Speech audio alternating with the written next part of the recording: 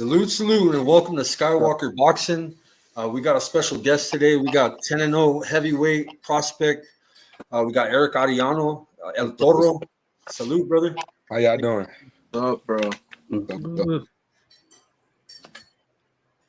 Yeah, thank you for coming in tonight, Erick. No problem. I want to ask you, brother, what got you into boxing? My dad and my dad is like when I was not born, I got two brothers that were pro fighters too. So it runs in the family. He got you said what's up? Yeah, you good. What'd you say? How old were you when you had your first amateur fight? My first amateur fight was I was like 8, 9, around 8 or 9. I started boxing since I was 4 though. So right. I can relate a little bit to that. When was it in your life that you decided that that this was going to be what you were going to do? It started when I was in like freshman high school. I started freshman, and I was like starting school and everything. It was like almost Christmas, so I was just like training with my dad. And one day I was playing football too in that point. So I was like, me and my dad had a conversation. I said I want to take boxing, serious. So he said, okay, you want to? I said yes. He got me a plane ticket. I was 15 years old. He got me a plane ticket, went to Mexico, and that's where I started my whole amateur and everything else. Nice. Are you originally from California or? No, I'm from Tennessee. Tennessee. Yeah. And so, sorry guys, but in Tennessee, is the boxing scene booming or?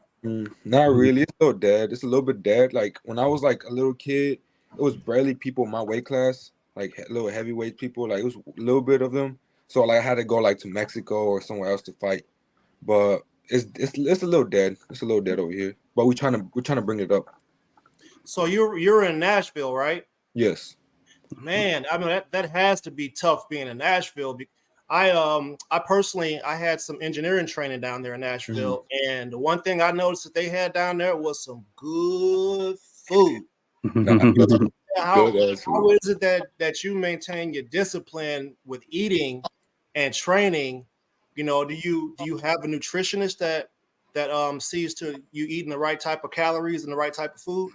I don't, but I got a sponsorship, Clean Eats, that provides me healthy food, healthy carbs, healthy anything. They give me 10 meals every week, every Wednesday, and that's how I keep my weight and how I train. I lose weight so quickly. I was like 2 weeks ago, I was like 230. Now I'm 212. Oh wow! So yeah, like I might be cruiserweight. Who knows? Yeah, a small heavyweight. Yeah. How tall are you? I'm 6'1". Okay. Possible. I'm like Andy Reid's height. Hey, so you've been on Country Box. I'm pretty familiar with that promotion. I think Omega was telling me you're with Don King Promotions now. Is that correct? Jimmy Adams Promotions. Oh, Jimmy Adams. Okay, Yeah, it's not Don King though. It's Jimmy Adams. Okay, yeah, different promotion. Okay, that's the Country Box, correct? Mm-hmm. Yes. And is that in your hometown? Yeah, my hometown. Yeah. Okay, that's good to go. Yeah, I've seen a bit of that. Now, how many amateur fights did you have, Erick? Do you recall? Yeah, I had 30 amateur fights. Okay. But like I had 30 wins and like 4 or 5 losses. Okay, good stuff. Now you were fighting at heavyweight in amateurs or what? Amateurs, at first I was heavyweight. Like when I was in Mexico, I was heavyweight for like almost maybe like almost half a year. Then my coach told me I could be better at cruiserweight.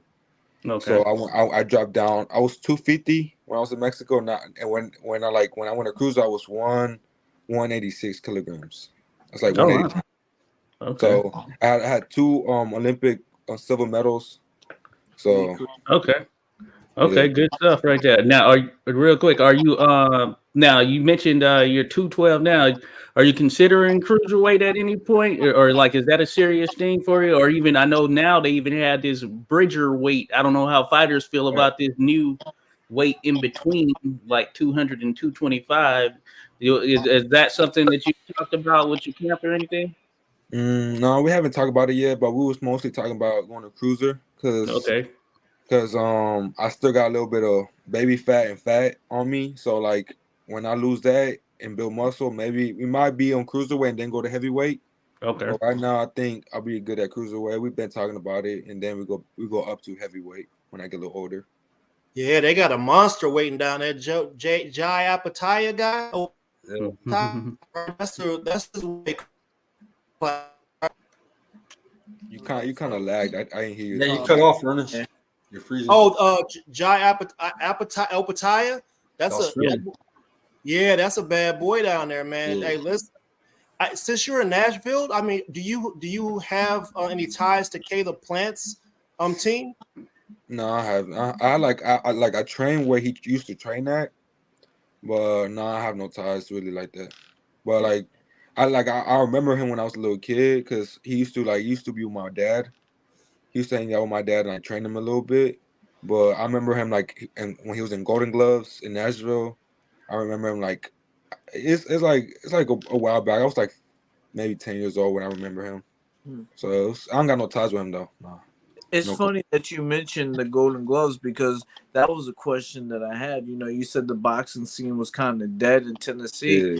but do they have the state championship there and the Golden Gloves? And is there a big pool in that tournament to pull from where you're at? Yeah, they're right now after I think on April they're having a Golden Glove or silver Golden Gloves coming up. So it's a lot of people amateur here. Like it's a small little, not a small little town, but like it's like you see everybody, like everybody's so close to each other. So like we all almost have know each other, and they're all like all my friends, they're all amateurs. So they've been fighting since they were little kids, and I know them they're beasts. But they're still like 20, 30s. They're still doing amateurs. That's crazy. So so the turnover to pro is not that big of a percentage, is what you're saying. Yeah, that's what I'm saying. It's mostly amateurs, or they're mostly doing fitness. That's it. Right. And what do you think that is? Do you think that this lack of professional opportunity, or do you think that it's just no one really knows? There's no way to get to that professional level. It's a way to make it a professional level, but it's just it's just to be meant to be, because like a lot of people can fight, but they can't fight in that bigger level, that big level. So like here it's mostly more country, more singing type, and they like a lot of UFC over here. So like it's not big on boxing, but most of the Mexicans, they love boxing. Everywhere you go, they love boxing, but it's a lower percentage here about like being like trying to make it out to pro. It's mostly amateurs or UFC fighters or kickboxing. So what separated you from those other people? I've been doing this since I was a little kid. I was playing football, soccer. I was playing every sport, to be honest, and I just fell in love with boxing because like you don't have to depend on nobody, and you're just yourself. And I pushed myself away from everybody else, my parents, everybody, my friends, and just focus on myself, focus on the career I wanted to be. And I just been pushing myself to the limits, and here am I now. It's just crazy. I was 15, like didn't even know what I wanted to be in life, and now I know. So it's crazy how time changes. That's dope, man. Hey, since we got you early on in your career, here's these three things that I like to ask boxers to put in order. I mean, it's subjective. I'd like you to rank for us the three things in order of importance for you: belts, legacy, and money. How do you rank those? What's most important? Most important for me is to be a world champion, a belt, a WBC belt. That's the most thing that means. Like I've been wanted to be a world champion. I seen Canelo, I seen everybody with the belts. I just want to be just like them, and I want to be ranked the best. I want to be known as the best in this division, in this boxing legacy. So like the money, it's cool, but you know, it's like everybody is like, you work for money, so you know, at the end of the day, it's like really whatever. But mostly my passion is to get this belt, WBC, just be, you know, trying to show everybody that can do it. They can do it, and so they can push themselves to not go the wrong way, so they can go the right way. You know. Yeah, that's great to hear, man. So make sure I got it clear. First for you is the belts. You want to be a Yep. world champion. The Yep. legacy comes after that, and then the money will come once you get those things. Yep. Love it, man. Yep. Hey, don't switch up on us, Eric. Nah, never. No, that's Hey, Eric, I found an old video, bro. Let me turn this down. Well, let me show this thing. Hey, is this you right here, bro? Let me see. Which? Watch, you'll see it. Yeah. Come up. Is that you, bro? Yeah, that's me. That's you when you were a kid, right? That was 10 years my ago, dad. guys. Yeah, that's me and my dad. Wow. Yeah, he was a killer. He was a killer when he was a kid, guys. Putting in that work. Este es 32. It was my little sister. No lo sé, 37. I think it was my little sister recording that. I don't remember. Yeah.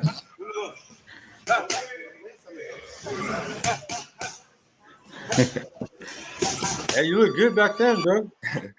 10 years. Wow, that's crazy. Yeah. I know. I was It's trying to crazy. research some of your fights, bro, and that came up, and I was like, man, let me pull that up on him and trip him out.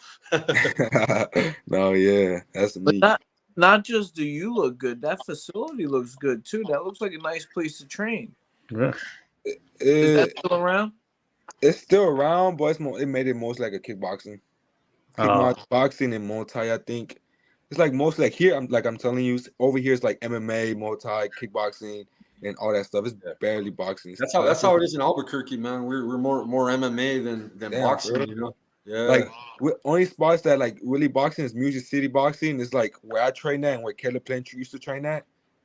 And it's one called Fighters. That's like only 2 boxing gyms I know, and I've been. But isn't it crazy like how you can be in Tennessee, I can be in Philly, Skywalker could be in Albuquerque. I don't know where Ernest and Josh are at. I'm in Hampton, VA. Washington, D.C. right here. And we all have boxing there. And then you go to the Philippines, they have boxing there. You go to Australia, they have boxing there. You go to England, it's like a universal fucking language that everybody knows. Like, yes, boxing is something that everybody can come together and fucking understand. Yep. Yeah, I agree. I agree 100% right there. Thinking about that, Eric, did you watch boxing as a kid, or do you still watch boxing now, like as a fan of the sport? Yes, when I was a little kid, I loved watching boxing.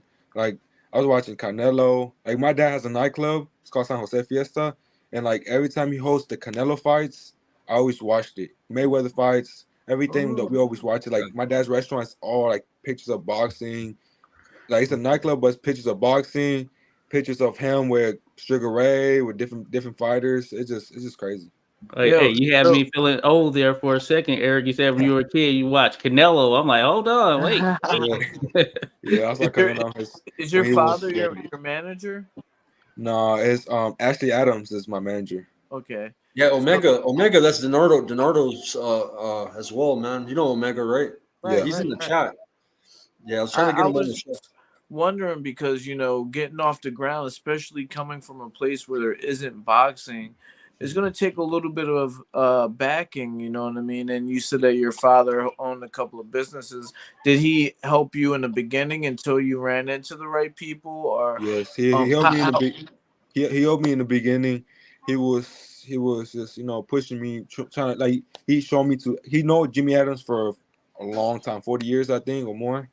Mm-hmm. And when we heard about he's gonna do a boxing promotion, so my dad just took it. So that was my first fight ever. I don't remember when, but I fought with them my first time my pro debut, and then it's history. I started fighting every month. Then my dad was too busy working. He couldn't handle too much of management or nothing like that. So he just stayed of doing his business and focus on just him and his he focused on me too, but mostly on his business and paying the rent and stuff like that. So yeah. Hey, looks, another thing we like to do on this channel. I mean, myself and Tim, we have businesses that we operate. So, like if you yourself, or if you have some fighters that are in your gym that are looking for sponsorship, or they're looking to maybe connect on the business type level, that's something that we do. Skywalker be the first one to tell you, we have our guys logo up top, these guys that are in the background, like Vince Paras, he's ranked number 3 as a flyweight in the world right now. He's a sponsored fighter from our channel as well. He's a WBO Asian Pacific and IBF Asian Pacific flyweight champion. He had that W on his shorts when he fought. Yeah, he had all our logos, man, from the show, bro. We I ain't gonna lie, that logo's hard, though. Yeah, man. So when you go to the ring, don't just let Clean Eats get all the promo. You feel me? We got to shoot you some bread. If we need some, some support with training. You need support for your camp, bro. We got you, man. Yeah, appreciate it. Yeah, appreciate that. Let us know. Yeah, I would love to support y'all for real. That supported me, I'm gonna support y'all. Sure. Yeah, that's what it's about. So, what's the the plans for your future? What's the next steps of what you're doing in your career? My next step is right now I'm gonna get this fight over with, and then we gotta talk to my coach, my managers, and we gotta, like, if it's like a good fight, we gotta go out of Tennessee, figure out a training camp where we're gonna train at, get a better not a better coach, but like a advanced coach, like more advanced. So because I'm like right now I have like a coach is like for amateurs and those pros, but we need one that's more like knows more pros and knows more stuff. You haven't been out of Tennessee yet. Oh, I'm in Tennessee right now. No, I mean, you haven't fought outside of your home state. No, not yet. Well, what you got to do is, and you don't got to listen to me, but talk to your people. You got to come see me in Philadelphia. I got you. If you don't go nowhere else, come to Philadelphia. Let the 2-time heavyweight world champ give you some tips for a little bit. Bet. And that's what we do. You know what I mean? We not in it for nothing else but to see people do good and give a little bit of what we give. You just keep that in mind, man. Tim Witherspoon, yeah, I got you. Philadelphia. Right. I got you. I'll keep that in mind, and when I'm there, I'll just shoot you a text. For sure. We've had fighters come on the show that travel to Philly to train with in the Witherspoon gym, and then you guys give them the Philly tour, take them to Boots gym, all the different gyms, right? For sure. Get a lot of work. It's crazy because I live in the suburbs, right? Yeah. And I own a boxing gym. You would think that I would be the only boxing gym out there, but there's a boxing gym a couple of blocks over from me. We know in Tennessee what we know about Philly. Phillies are good ass fighters. Yeah, well, that's what we do. It's we got fattening food and we fight. Like that's what we're known for. So, you how many when my dad was world champ, there was like 4 other world champs at the same time. Yeah. From his neighborhood. That's crazy. From his neighborhood, not from Philly, from his neighborhood. So I'm just saying, if you want to, and it's not the only place for you to stop, but it's a place for you to stop through. Yeah, you also gotta like go to wherever you can, go overseas if you can, to Europe and experience that too.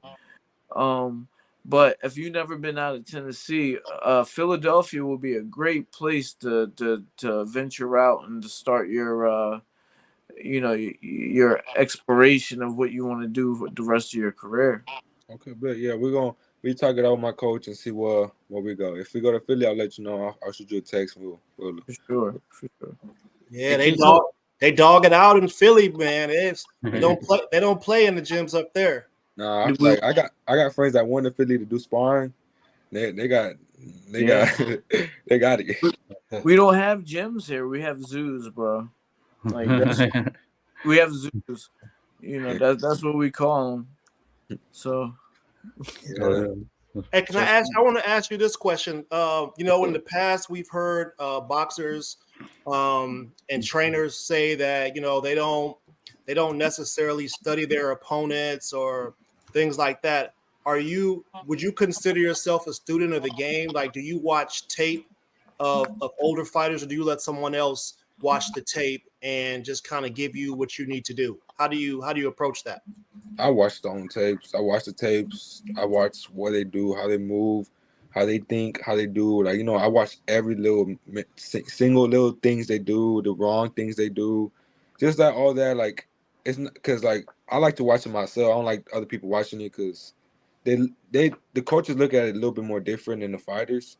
So I feel like I will like watch like fights in my weight class or different weight class and see new thing, change it up a little bit, stuff like that. So yeah, I watch it.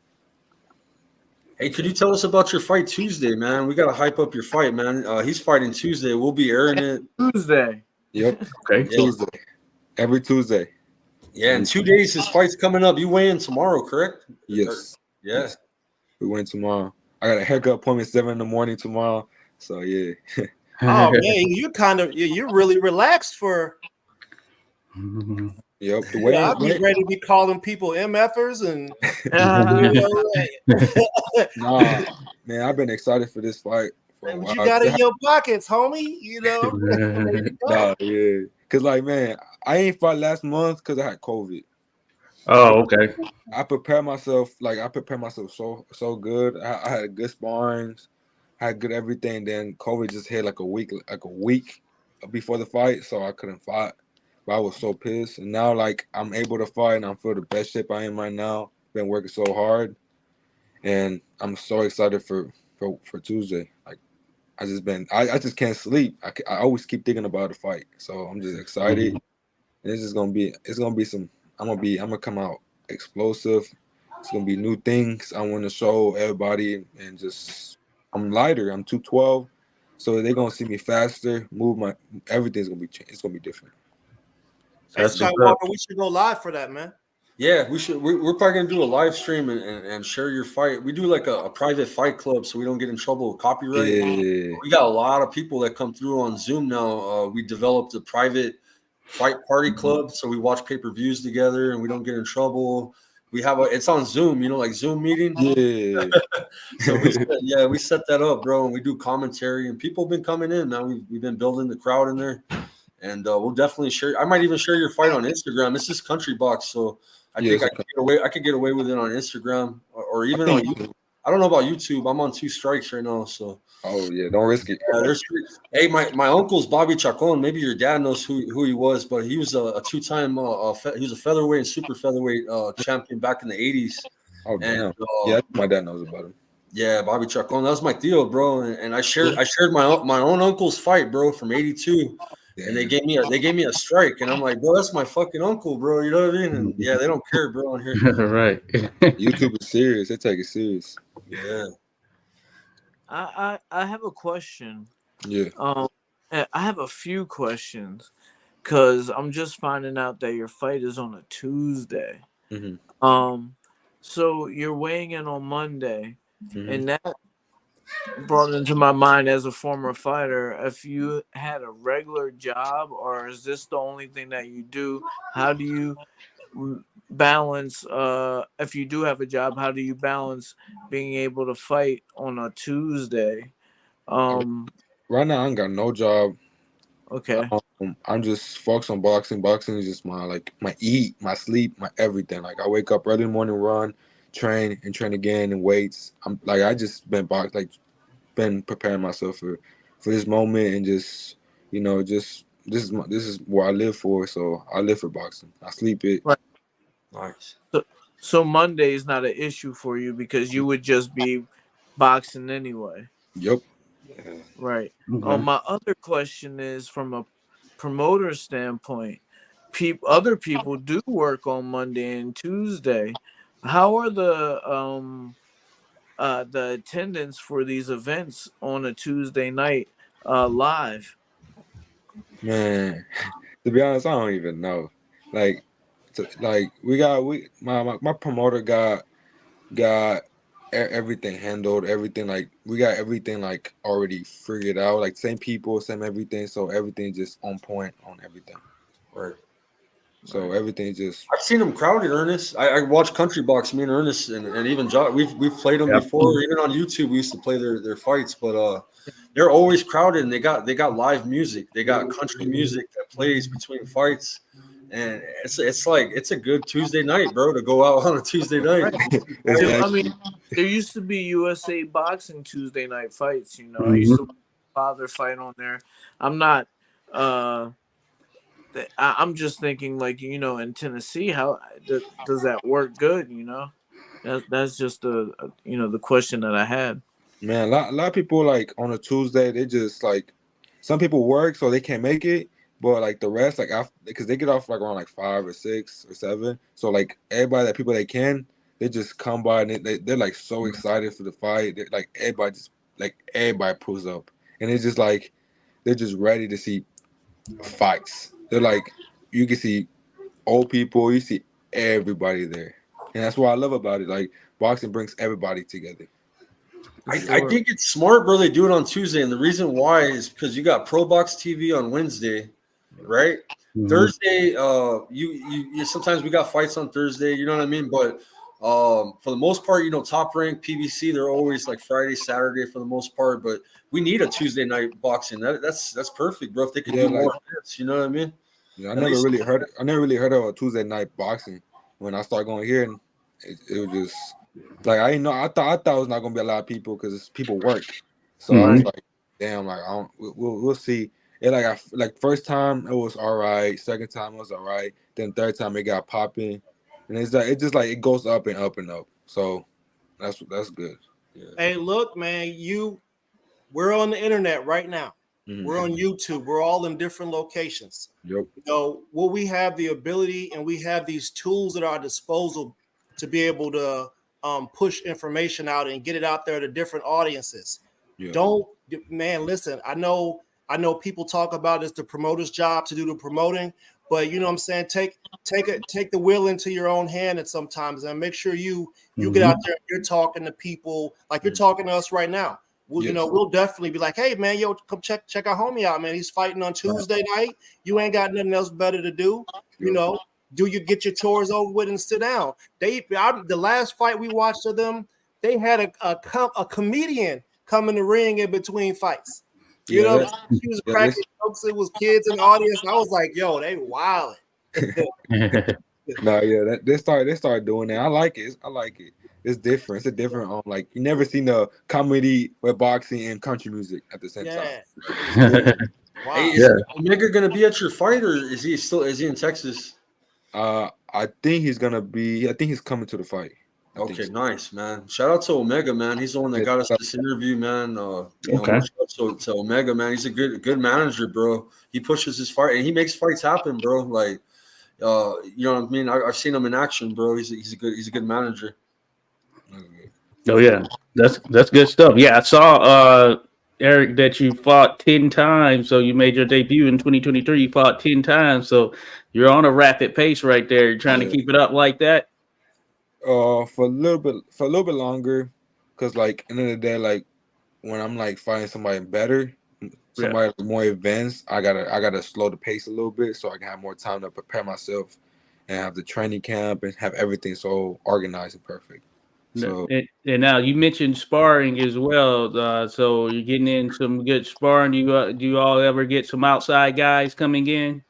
we try to, but like a lot of people they got work. Sometimes they got fights coming up, so they can't do it, or like it's pretty hard. Like here, I spar like people a little bit lighter than me, some people heavier than me.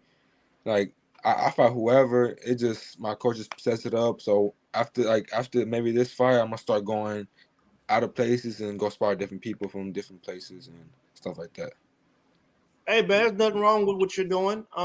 There's fighters who I think that I can't remember. I think maybe it was Archie Moore. I think he was a fighter. He had two fights. I think he had a fight that went like 15 rounds, and then I think he lost the fight, and then he fought that guy like 3 weeks later. Right. So I mean, back in the day, dude, the old heads would fight. I mean, they'd have like 100 fights on their record, man. Yeah. You know, they just they hone their skills by getting in there with other guys.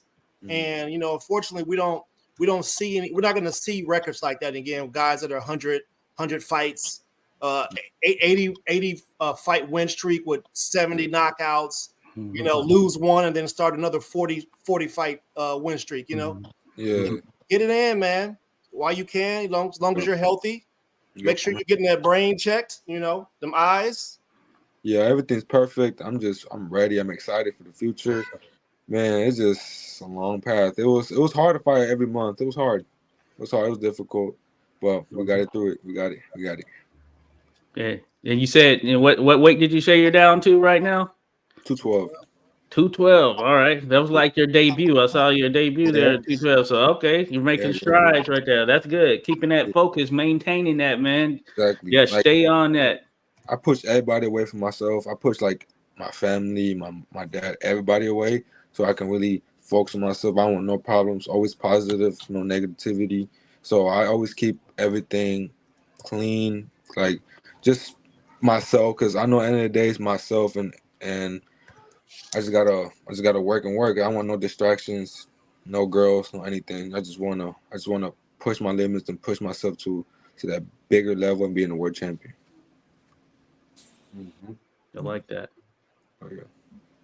That's I have a lot of people in the chat, man. Any questions from the chat tonight? You guys feel free to ask a question before we get off of here. He's got a fight coming up Tuesday. He's got a weigh-in tomorrow. So I don't want to keep him on here more than an hour, you know what I'm saying? So if any questions from the chat, feel free, guys. And I got a compliment. He said, that's a good dude right there. So, hey. Jose, salute.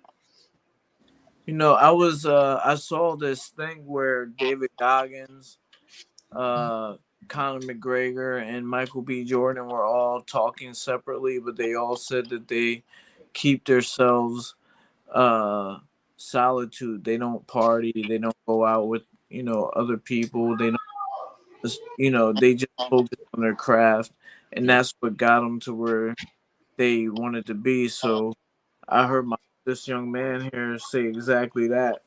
And what other company do you need to be in other than David Goggins and Michael B. Jordan?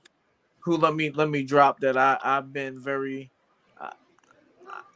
I've been in the same scene in the movie with Michael B. Jordan. Thank you for letting me say that. But so my man right here, Eric, man, I mean that was very, very refreshing to hear you say that.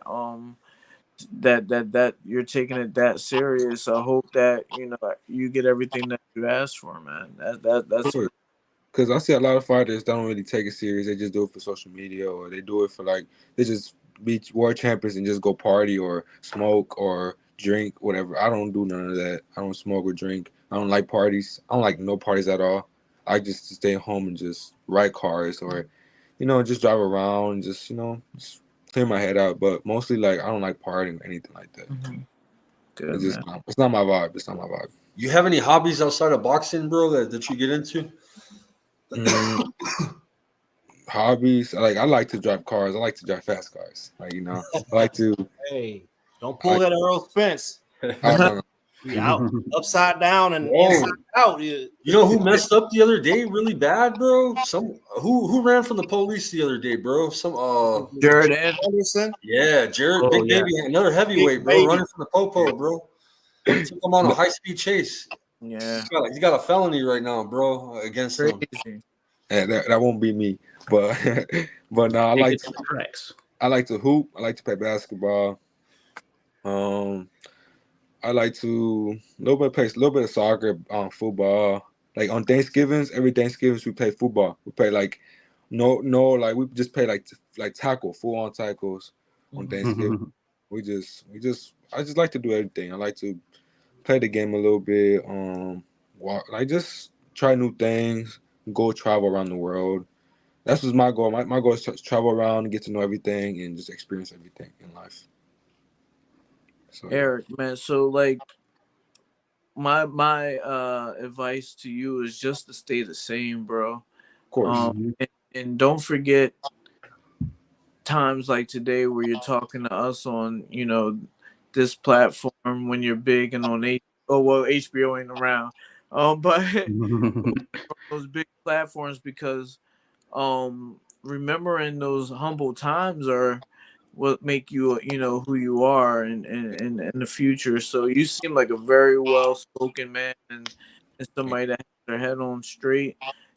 Just remember, don't forget them times where you're in the house sacrificing and nobody was there, because that's what's gonna keep you grounded, man. Yes, I support whoever supports me. Like, I don't forget who helped me, who motivated me, who supported me. They're always gonna be in my heart. So like, no matter what, even if I'm even in my world champion, I'm never gonna change. I'm gonna be the same person how you met me right now, and that's it. Hey, listen, You gonna forget about it. You had one Mexican heavyweight champion. You saw what happened when he got the bag. I know he Yeah. partied. He partied.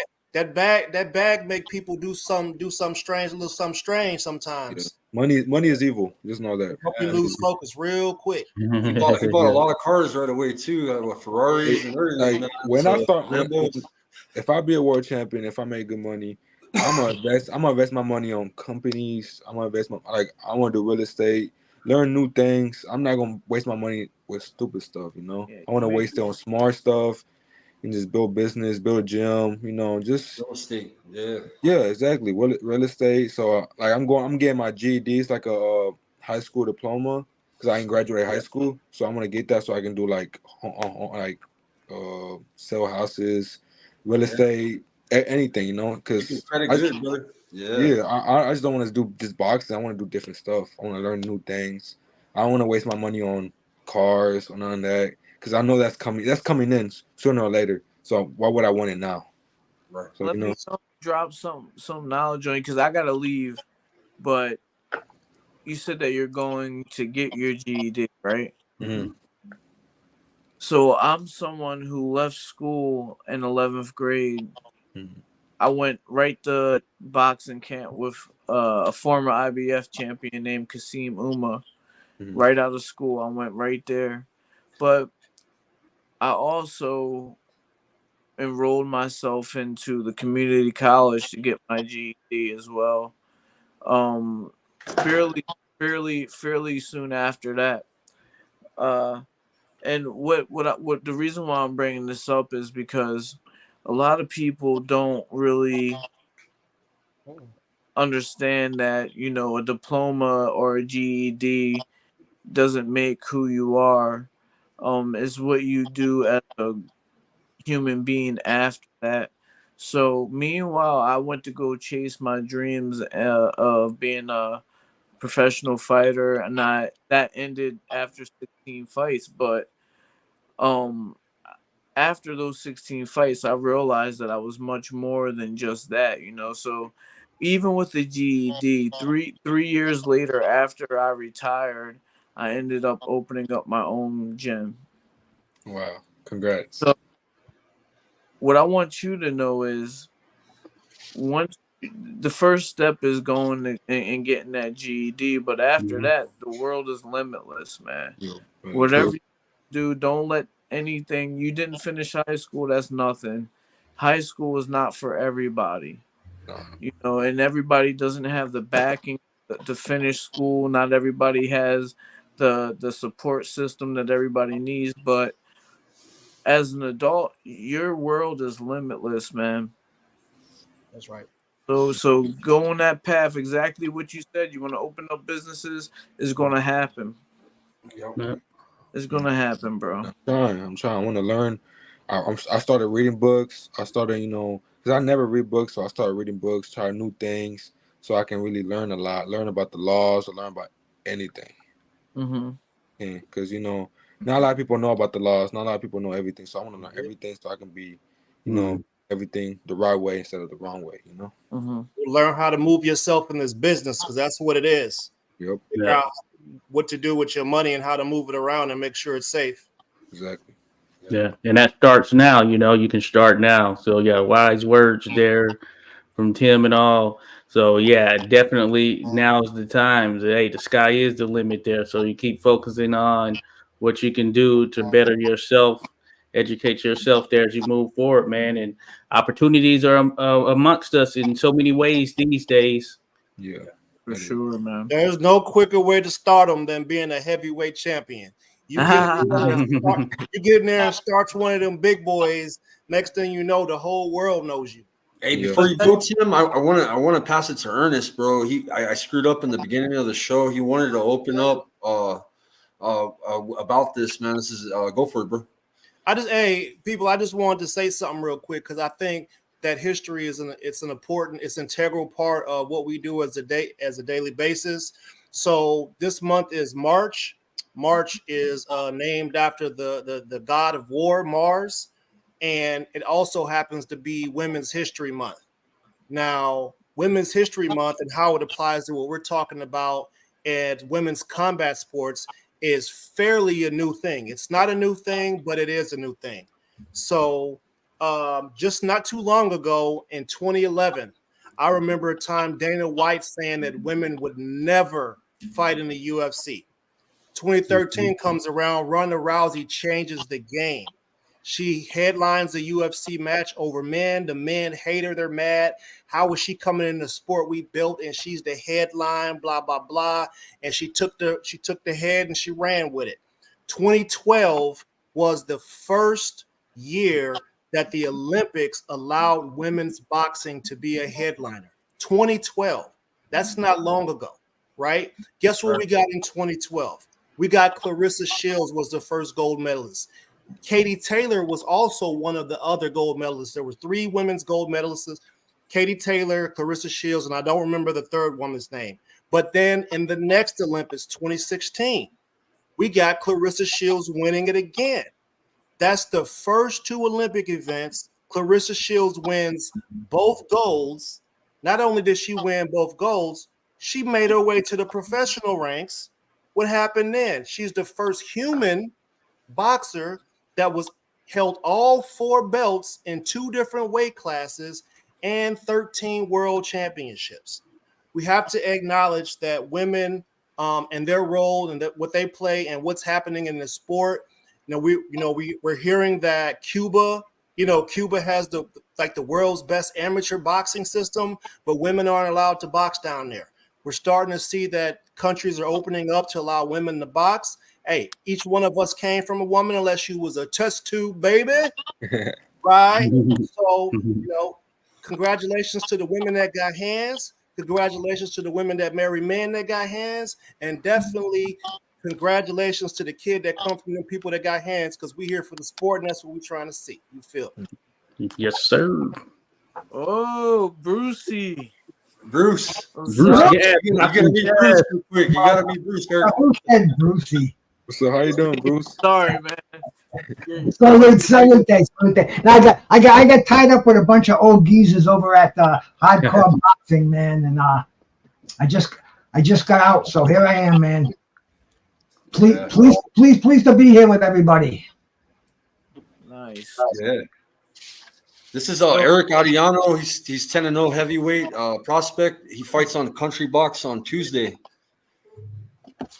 Pleasure to meet you, brother. Likewise. Heavyweight, man. That's my division. I love heavyweight boxing. I'll watch heavyweights over all other weight classes, man. Really? So, yeah. Hey, what did I miss? Well, so wait, Ernest. The whole show. All right, I'll catch you on the playback. So if I sound stupid asking redundant questions, just give me a slap. You were talking about women's, contribution to boxing, and I come from. We have 5 professional fighters in my family, and one of them was a woman, Carla Witherspoon, who actually fought Lucille Riker. In Madison Square Garden the same night that Lou Duval and Roy Jones fought each other. I was there. It was great. I remember, I know that the Olympics and everything came around, but I remember Christy Martin going in there. It's your boy Jay Hardcore Boxing News. Back at you with what's happening. Shameless plug. Good. That was great. I was at Layla Ali versus Jackie Frazier. Awesome. I was at that fight. My father fought that night. So it's like I have 5 sisters, and I have a sister that was supposed to be better than me at boxing. It's been too long we've been having these conversations about their contribution to the sport. Me and Katie Taylor were in Belfast, Ireland together, and that same question was asked in Ireland with Katie Taylor on the stage. Do you think that women should be allowed to box? I remember that this must have been like 2008, 9, maybe 10. And I remember being asked that question and being like, back then, is this still a fucking question? Is this still a question? And so to be here and see Amanda Serrano fight, to be able to have the same amount of time fighting as a man, it's like this shit is crazy. Yeah, that was the other thing that I had on my notes that I didn't mention, is that she was the first woman to actually go 3-minute rounds, right? And I thought that was incredible. What she's done for the sport, should be recognized, and it's sad that she didn't get to fight because of the eye thing or whatever. But we gotta give them their flowers while they're alive. Right. And not for nothing, these women, when they're in the gym, they work harder than the men. I don't care if it's boxing or just regular working out. They got a different pain threshold than men have, as far as I've seen with my eyes. These women push themselves. So it's like, what's going on here? What's the deal? Hey, who's gonna be the brave one to ask him if it hurt if you get punched or not? I don't know that Does answer. that hurt? I mean, what is that? Does his stomach start hurting? What happens there? I don't think. And I got to shout out my girl Tiara Brown. She's a boxer, undefeated. Also a police officer, was officer of the year in Washington, D.C. several years back when she used to live up here. I've seen her in sparring sessions, been in there with her, doing her thing.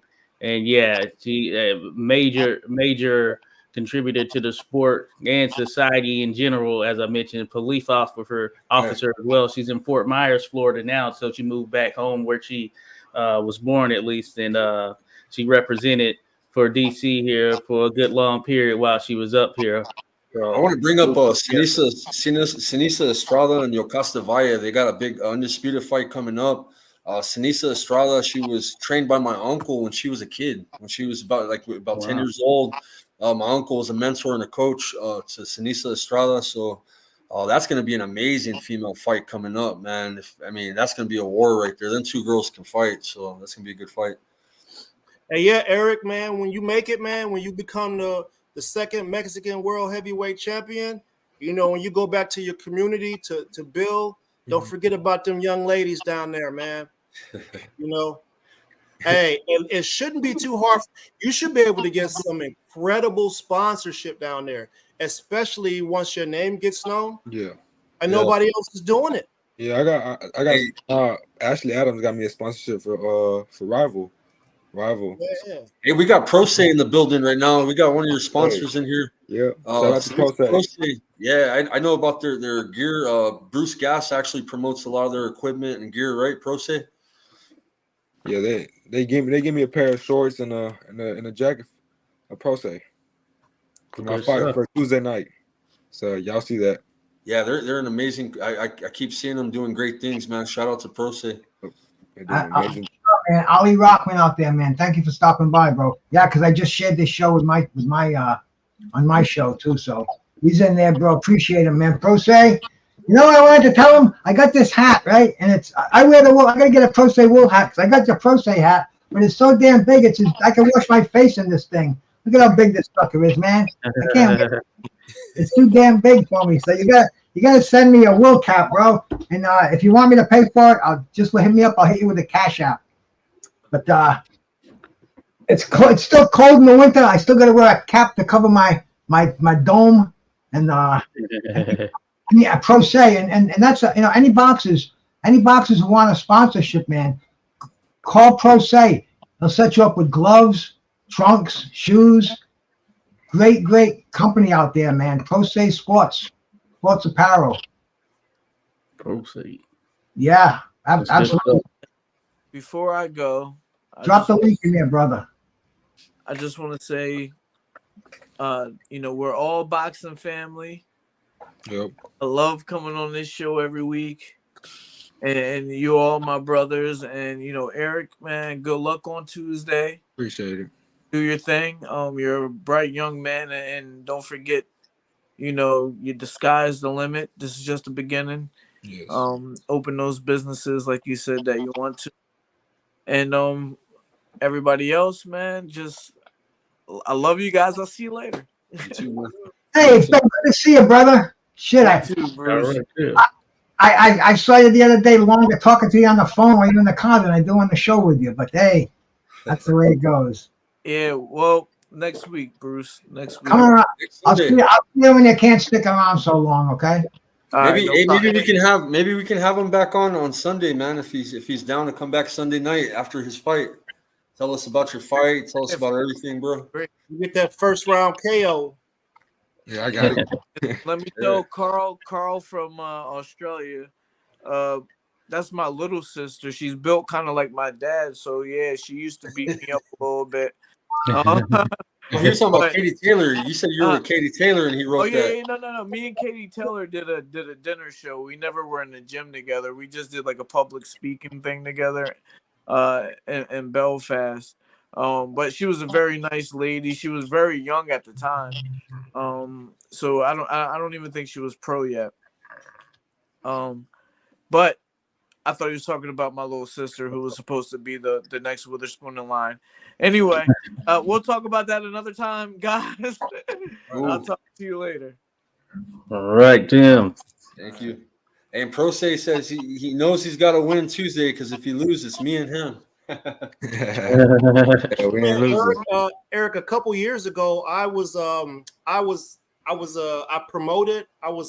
sponsor of a bodybuilding shows, like so Mr. and Mrs. Tennessee. It was an OCB event. So if you need some people to help train you to get you physically strong, I got Mr. Tennessee. My man was yoked up, bro. Just cock diesel. Like, you need somebody to get you strong. I could put you in with some people. I'm trying to get like a physical trainer. Not like I don't want to get too bulked up, but a little bit. Just physically strong. Yeah, physically. Yep. That'd be cool. Yeah. Link up. Yeah, that's good stuff. Good stuff. But no, yeah, like I said, there, Erick, I appreciate you taking the time. Yeah. Share this knowledge and all that good stuff. Hey, we will definitely continue to support. Sharing you on social media, all that good stuff. Want to see you thrive out here in this sport. Yeah, I'm doing it. Thank you. Thanks for having me. Thanks for supporting me and believing in me and having me in this podcast. So thank you. Thanks so much. Forgive my tardiness, Erick. I'll definitely be watching your career, brother. All right, thank you. Tuesday we're watching this fight. Tuesday, Bruce. So. All right, bro. I'm here. Yeah. Tuesday night fights, man, like we used to go to. Yeah. Country Box, Bruce, in Nashville. So we'll be watching that Tuesday night, man. Hey, good luck to you, brother. Appreciate your time with us. Thank you. Take it easy, bro. Stay relaxed. Do your thing, bro. Yeah, I'm always relaxed. I'm always ready. Cool, brother. So thank you for having me. Hey, much love, man. Thank you. Much love, too. Nice. All right. Yeah, that was a great interview, guys. Thank you, man. So indeed. Simplified to my guy, Paul Bright out there. Salute, bro. Simplified Dallas. Yeah. So he's just got to fight. He's got to fight Tuesday on Country Box, guys. So stay tuned for that. He's 10-0 with 7 knockouts. Hopefully he can be 11-0 with 8 knockouts come Tuesday. So we'll keep our eye out on him. He's a disciplined kid. I like him. He doesn't fuck off. You could tell right away. I seen old videos of him when he was a kid. Looks like it's a family thing, man. His dad's in the ring with mitts with him, and they know what they're doing, man. So it's this Tuesday, Carl. Yeah, this Tuesday on Country Box. It's gonna be on Triller, on Fight TV or Triller, and it's called Country Box Promotions. Jimmy Adams, Country Box. We'll have to do one of our massive broadcasts and show it. Yeah, I'm down. I got a strike, so we'll have 10,000 views again, like we did when we had the hillbilly fighting each other, the redneck boxing, man. You know. Right. I've showed the Country Box before, and they do some country music in between fights. It's pretty entertaining. It's pretty cool. If you like country music, if you don't like it, then in between the fights, you gotta have some country music. Hey, that lady, man, she was cracking the dope jokes. It was little kids in the audience. I was like, no. Man, hey, man, if you guys like comedy, bro, like, listen, my wife took me, we went and watched a comedy show yesterday for my birthday, and we went and watched this dude named Godfrey. Listen. Oh, Godfrey, man, Godfrey. I got muscles behind my ears that was hurting, bro, from laughing so hard. I'm still trying to recover from that, man. Yeah, you gotta laugh. Damn. Hey, what'd you guys think of Raymond Ford's fight? That shit was an amazing fight yesterday. And Kolmatov was in it to win it, bro. But you never fucking know, bro. You always gotta bite down on that mouthpiece, keep your chin tucked.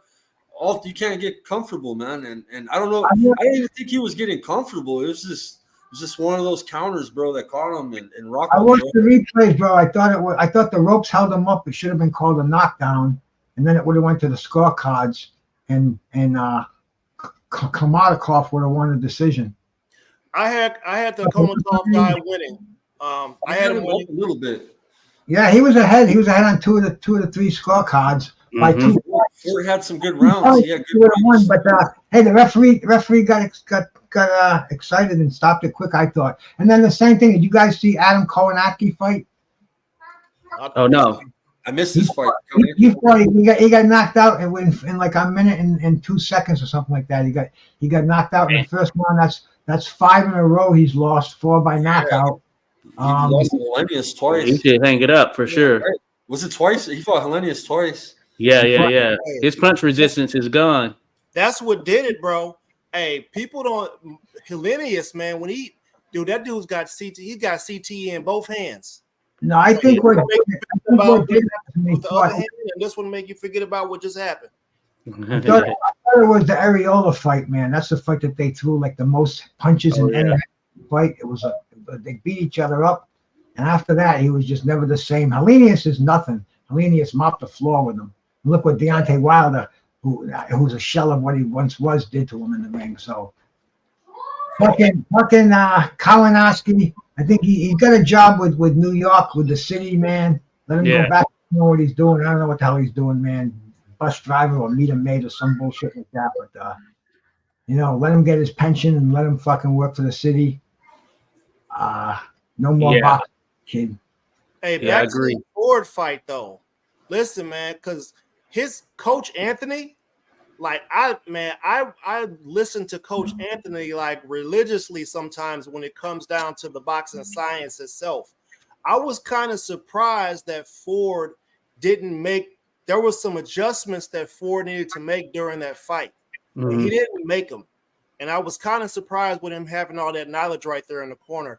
I don't know if it's that Ford was just a little bit on the green side and he hadn't advanced to some of that higher level training. But it looks like, that dude was those was like some Maidana-like haymakers. He was trying to get him out of there, bro. Yeah. And he caught him with a couple of them. So I give Ford credit for the chin.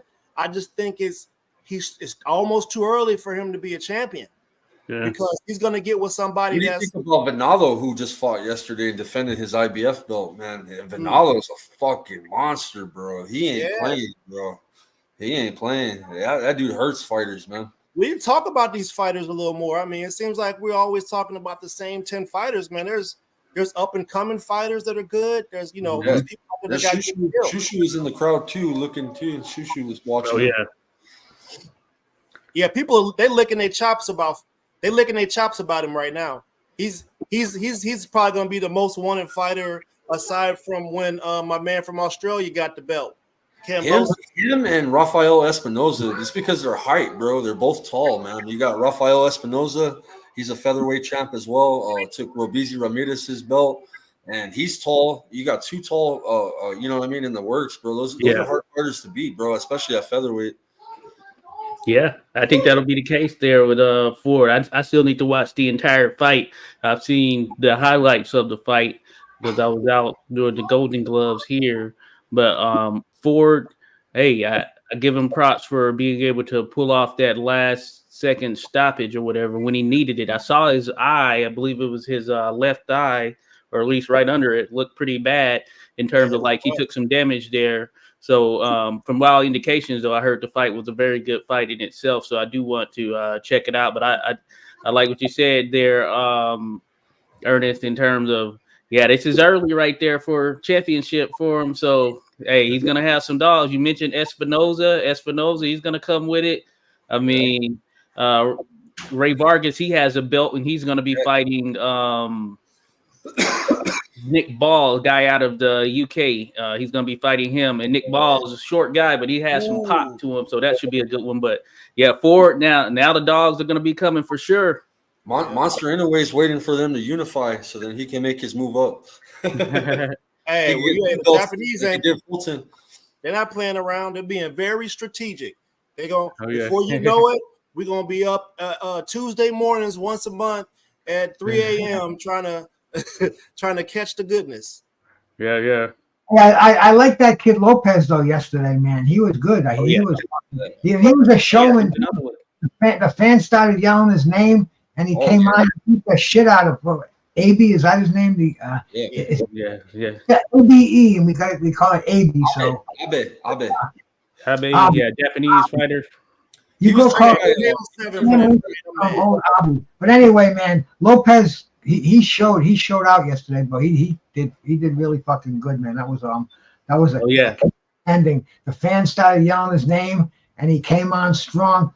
And he beat the shit out of that fucking guy at the end, man. He gave him a fucking serious. I mean, the eye was totally messed up. I can't believe the referees didn't stop it.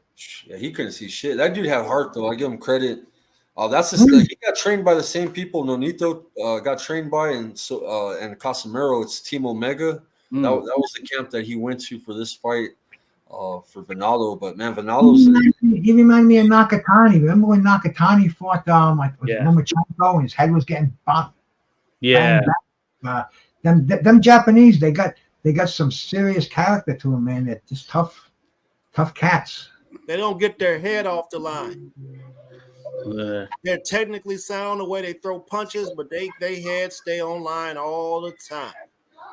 There's a couple fighters over there. I don't know, man. I think that's why you have to mix it up and go get training elsewhere, because if you're training with the same people over and over, and they're making defensive mistakes, you're kind of building that into your repertoire. You got to go out there and find some dogs, go fight it out in a small ring, go fight some movers, go fight some slick fighters, go fight some heavy-handed dudes, and you definitely need to fight somebody who's going to go to the body on you, because a lot of the Asian dudes and a lot of the people in Mexico, they can't take it to the body.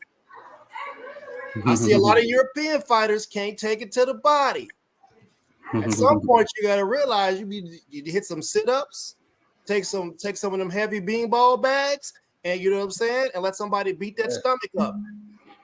Yeah, we're talking about it earlier, just thinking about Japanese fighters. Got to give props to the father of Naoya Inoue, got Takuma Inoue, who looked good when he knocked out Jerwin and Kajas there when they fought a couple of weeks ago. So the only thing he doesn't have is the power of his brother. But that being said, hey, he's put together a good little brother combo right there. And, hey, he's got something that he's doing right there in terms of their father, getting them to the level that he's been able to get them. Their father knows something. Yeah, he know how to beat all the vowels out of them boys. They have no vowels. All they had was consonants left in their name when they got done. and they didn't snatched all the toppings off of my man's Philly cheesesteak sandwich and knocked the hoagie down and then beat the vowels out of my man. Who that? Yeah. Hey, and I think that I want in a way to stay at 122 for a bit because Junto Nakatani, he fought his first fight at 118. That could be a super fight if we could get Nakatani versus Inoue at some point. But of course, timing in itself may not work out.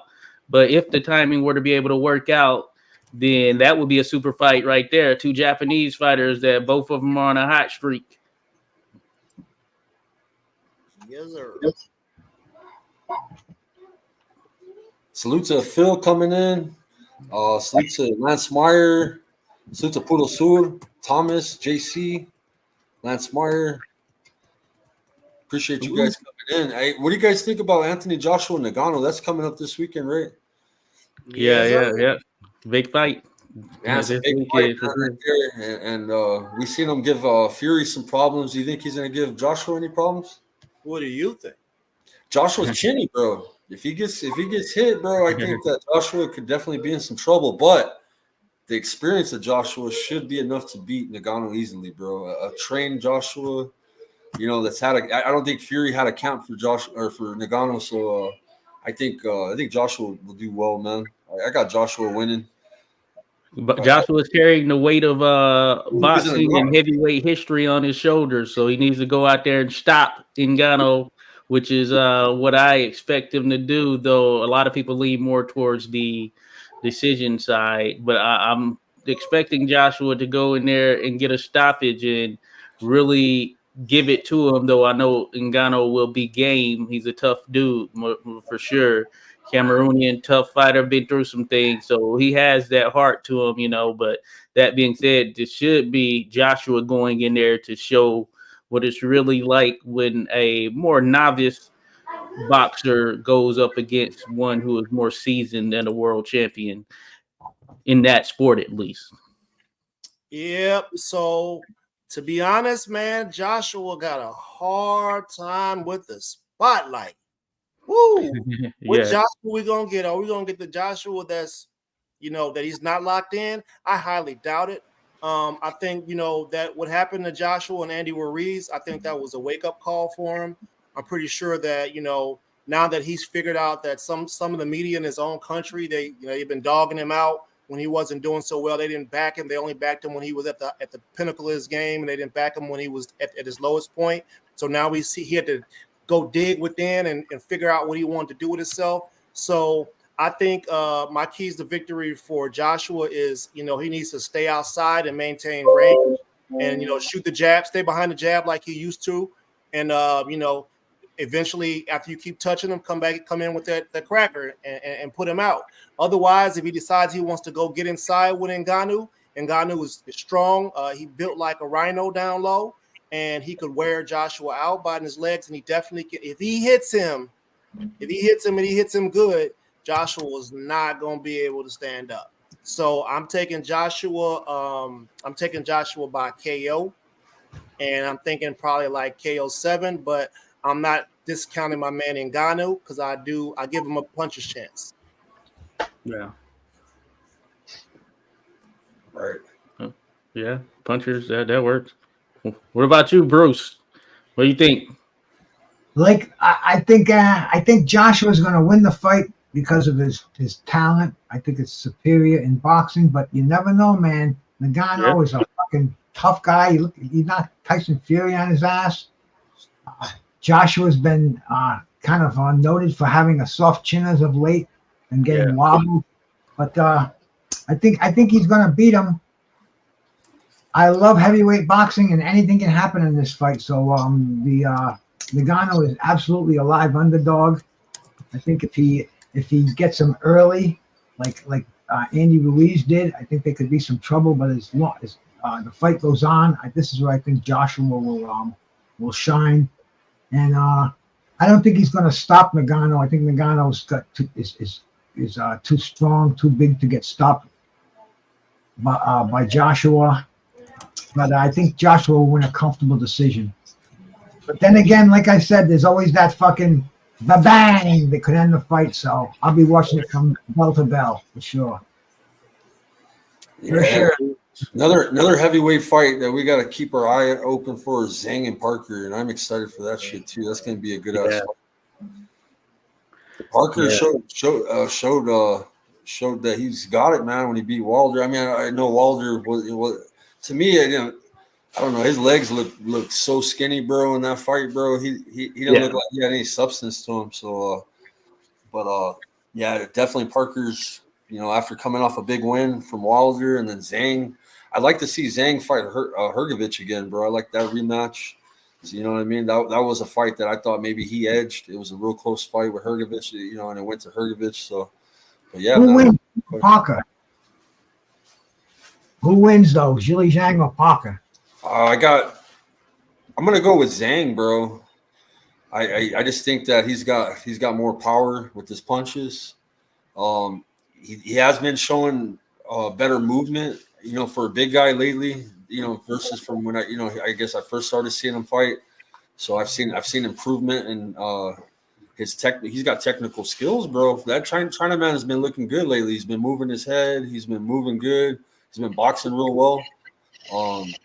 Parker, damn.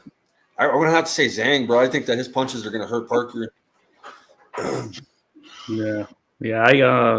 I like both fighters. To be honest with you, I think both have made some great strides. I like Parker under Andy Lee, who's showing that he has what it takes as a trainer. He really transformed Parker and has him starting to punch more compared to earlier on in his career and all of that. I do think that I lean a little bit towards Zhang in this fight as well.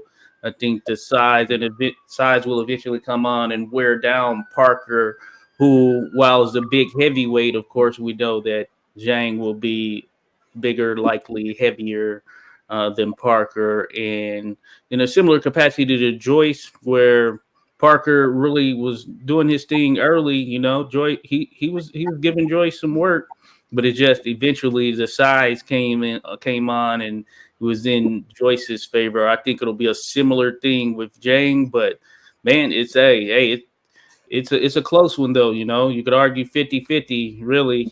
So I like both of them, but I'm leaning Zhang.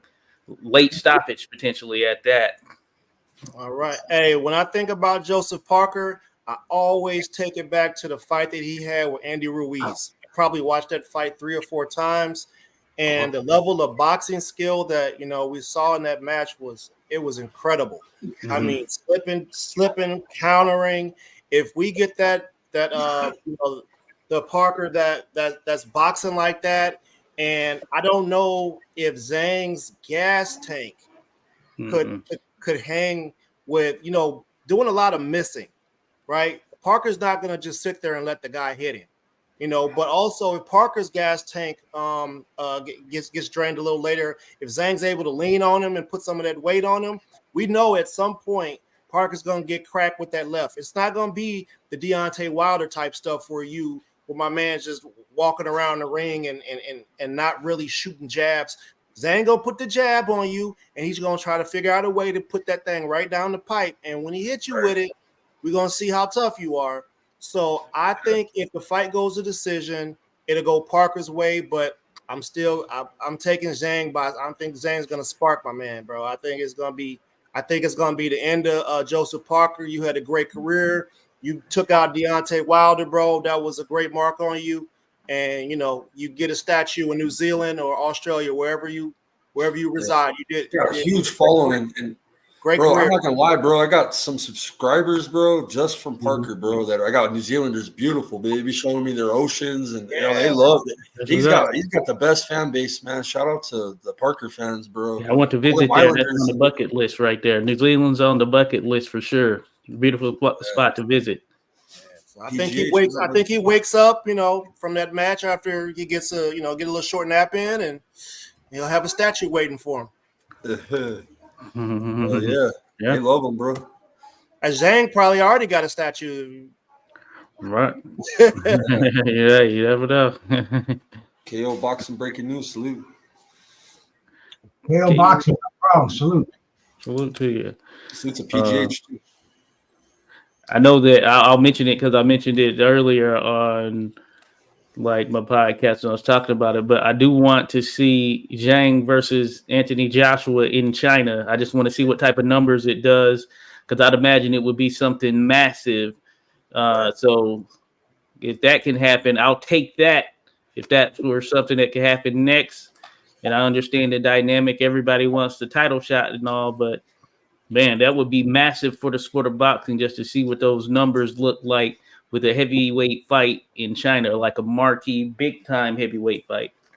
Bro, could you imagine Zhang and Tyson Fury? Yeah, even that. Bloody hell!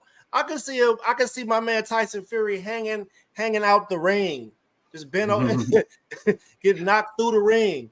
I mean, yeah, because he's got the size. Yeah, big boys. Yeah, Zhang and Fury. You have to need some. How many rungs of ropes do they usually have around the rings? Three? Four. They probably need like 5 for them big boys. Yeah, especially they get the wrestling around in there, like they sometimes have a picture to do there. Fury for sure. But either way we look at it, we're in a new era for heavyweights, regardless of no matter how you slice it. Fury's old, Zhang's old, Parker's old, Wilder's old. All these dudes they're done, bro. They're at the end of it.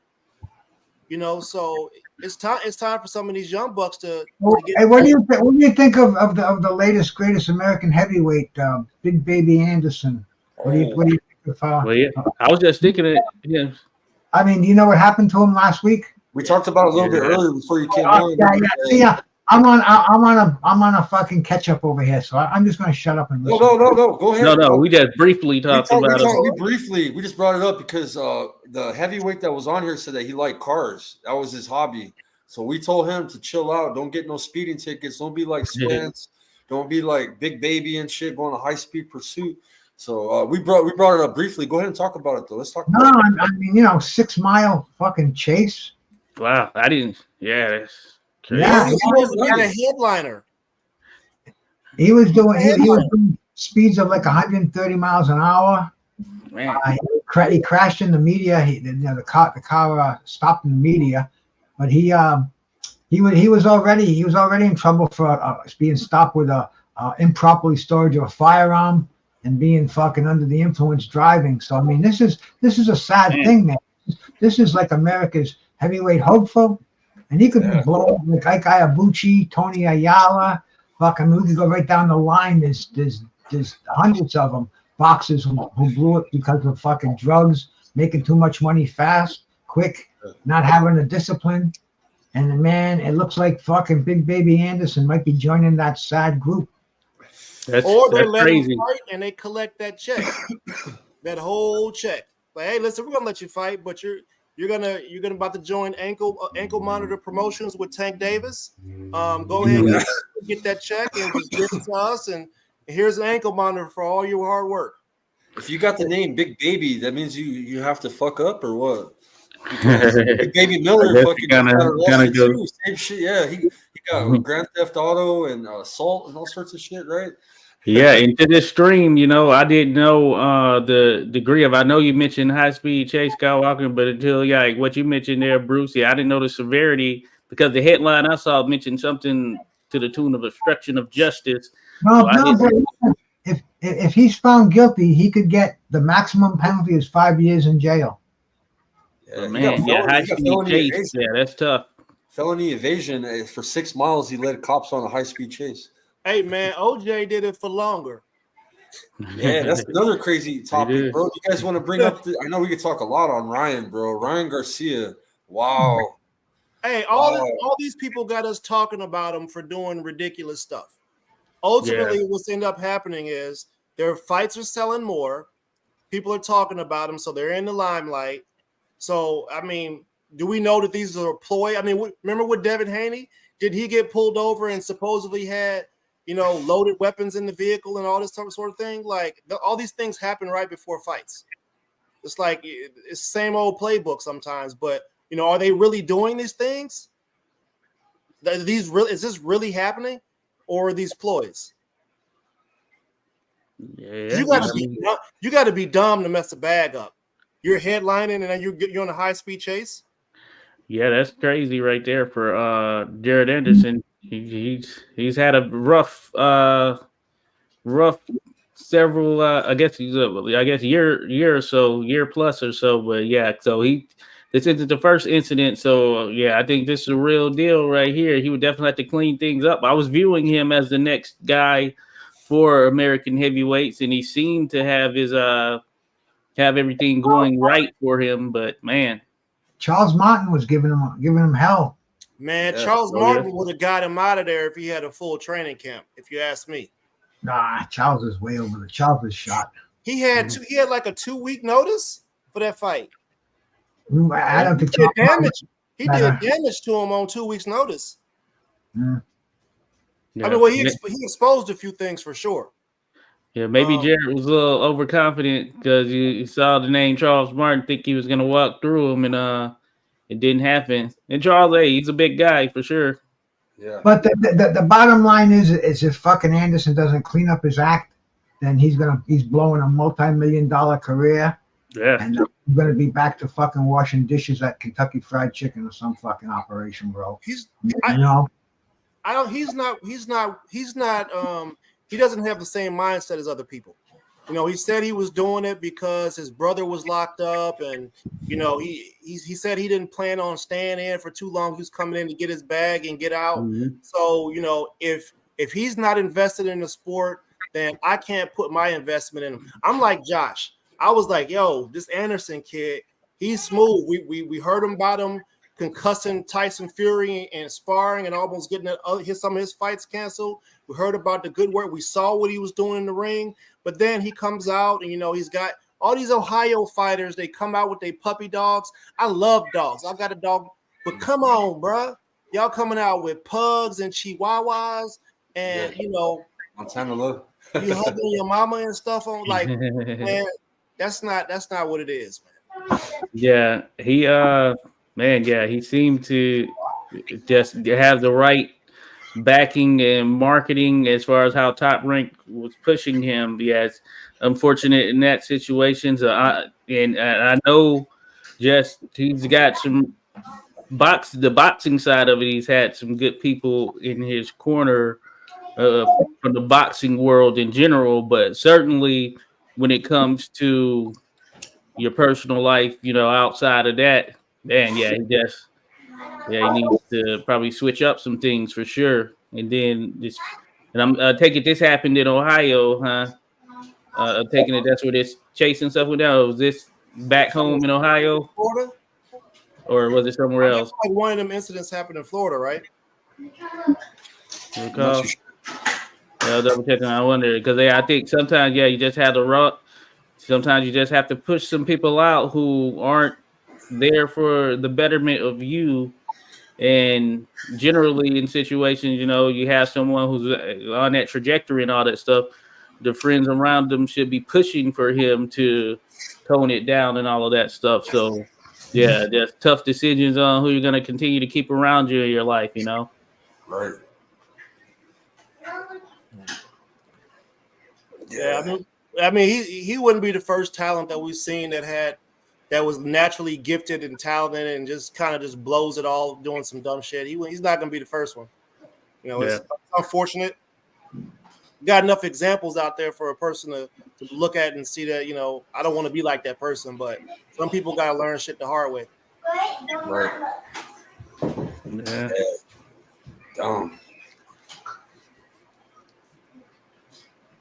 Are we not talking about CTE enough? Is that because what happened to the big baby? He went over to Saudi, got a big bag. They let him fight after popping hot.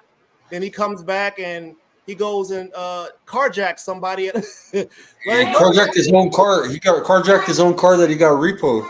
You can't, bro. You just got a phenomenal bag in Saudi on the world's biggest first card, and then you come back and you carjack somebody at 330 pounds. He wanted his car back. Yeah, they wanted to give him his car. They took his car because he didn't make his payment. Yeah, that's crazy. Yeah, to think about that as well. Yeah, he's on that. Yeah, he's another one that just kind of squandered some great opportunities. You know, it could have been him that night that Andy Ruiz was able to do what he did, but he squandered it. You know, just look at what history, of course, it shows us.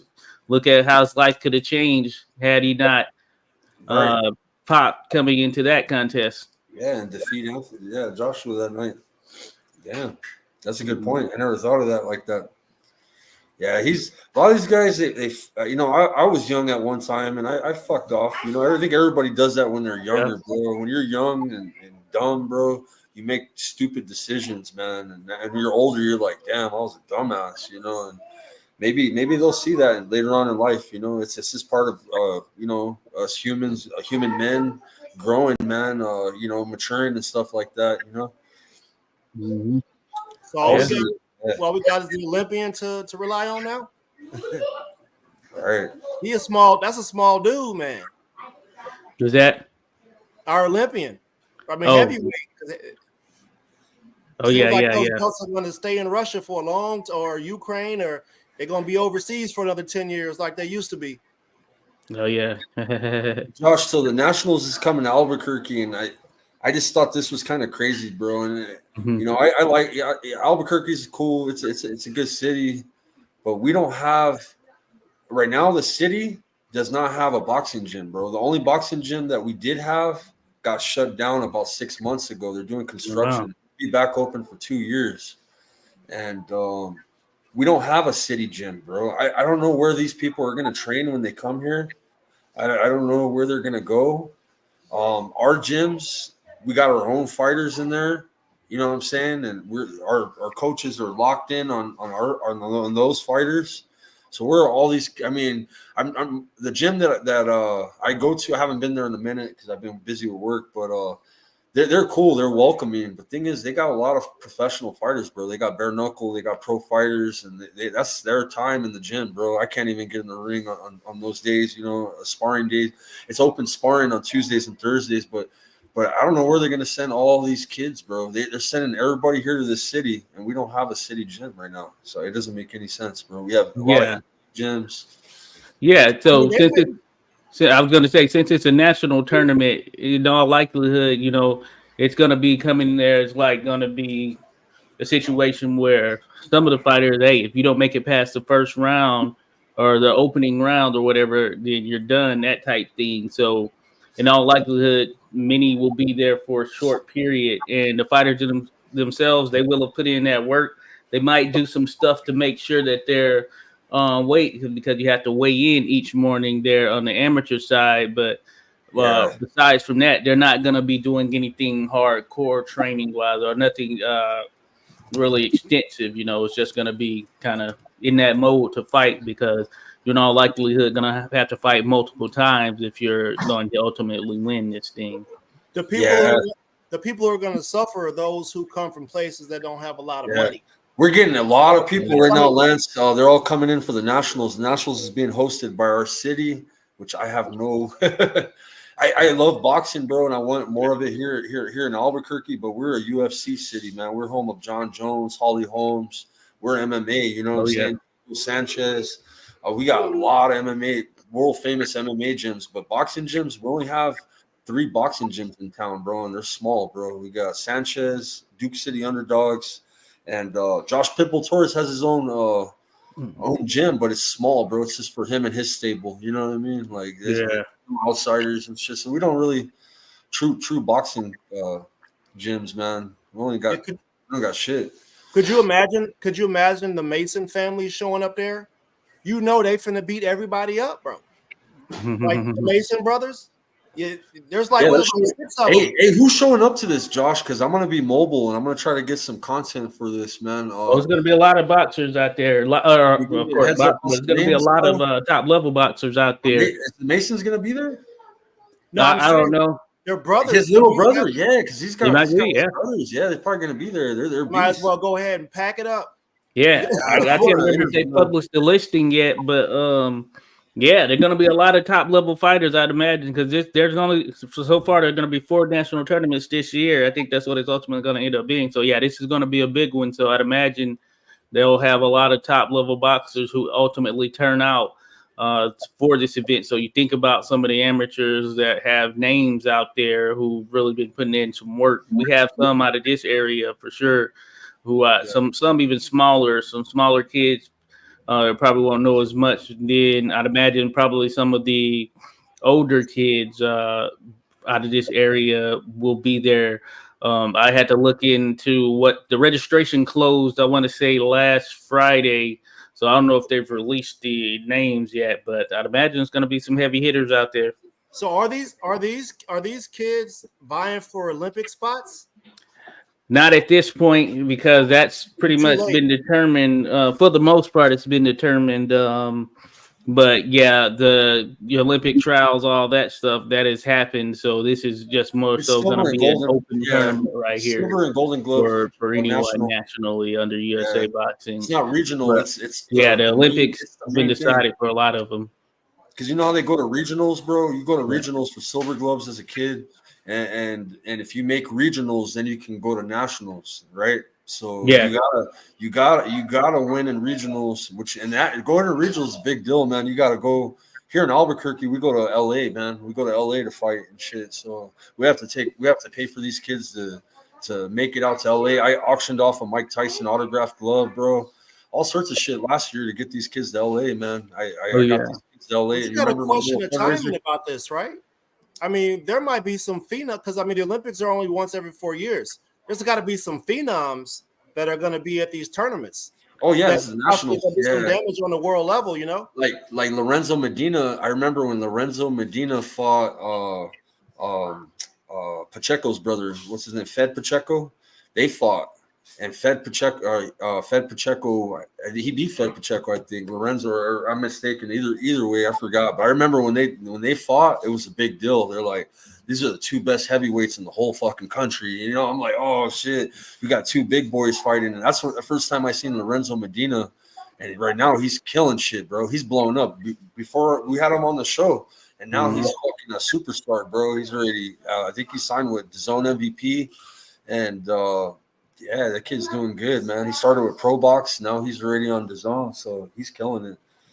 Oh yeah, certainly. Now that I was gonna say there, Ernest, what you mentioned. Now they've gone through different tournaments and everything, as far as those who ultimately will make the Olympics, and so you're gonna have individuals who are pretty much the best that'll end up going out there. Not always the case in terms of there are some who should be going.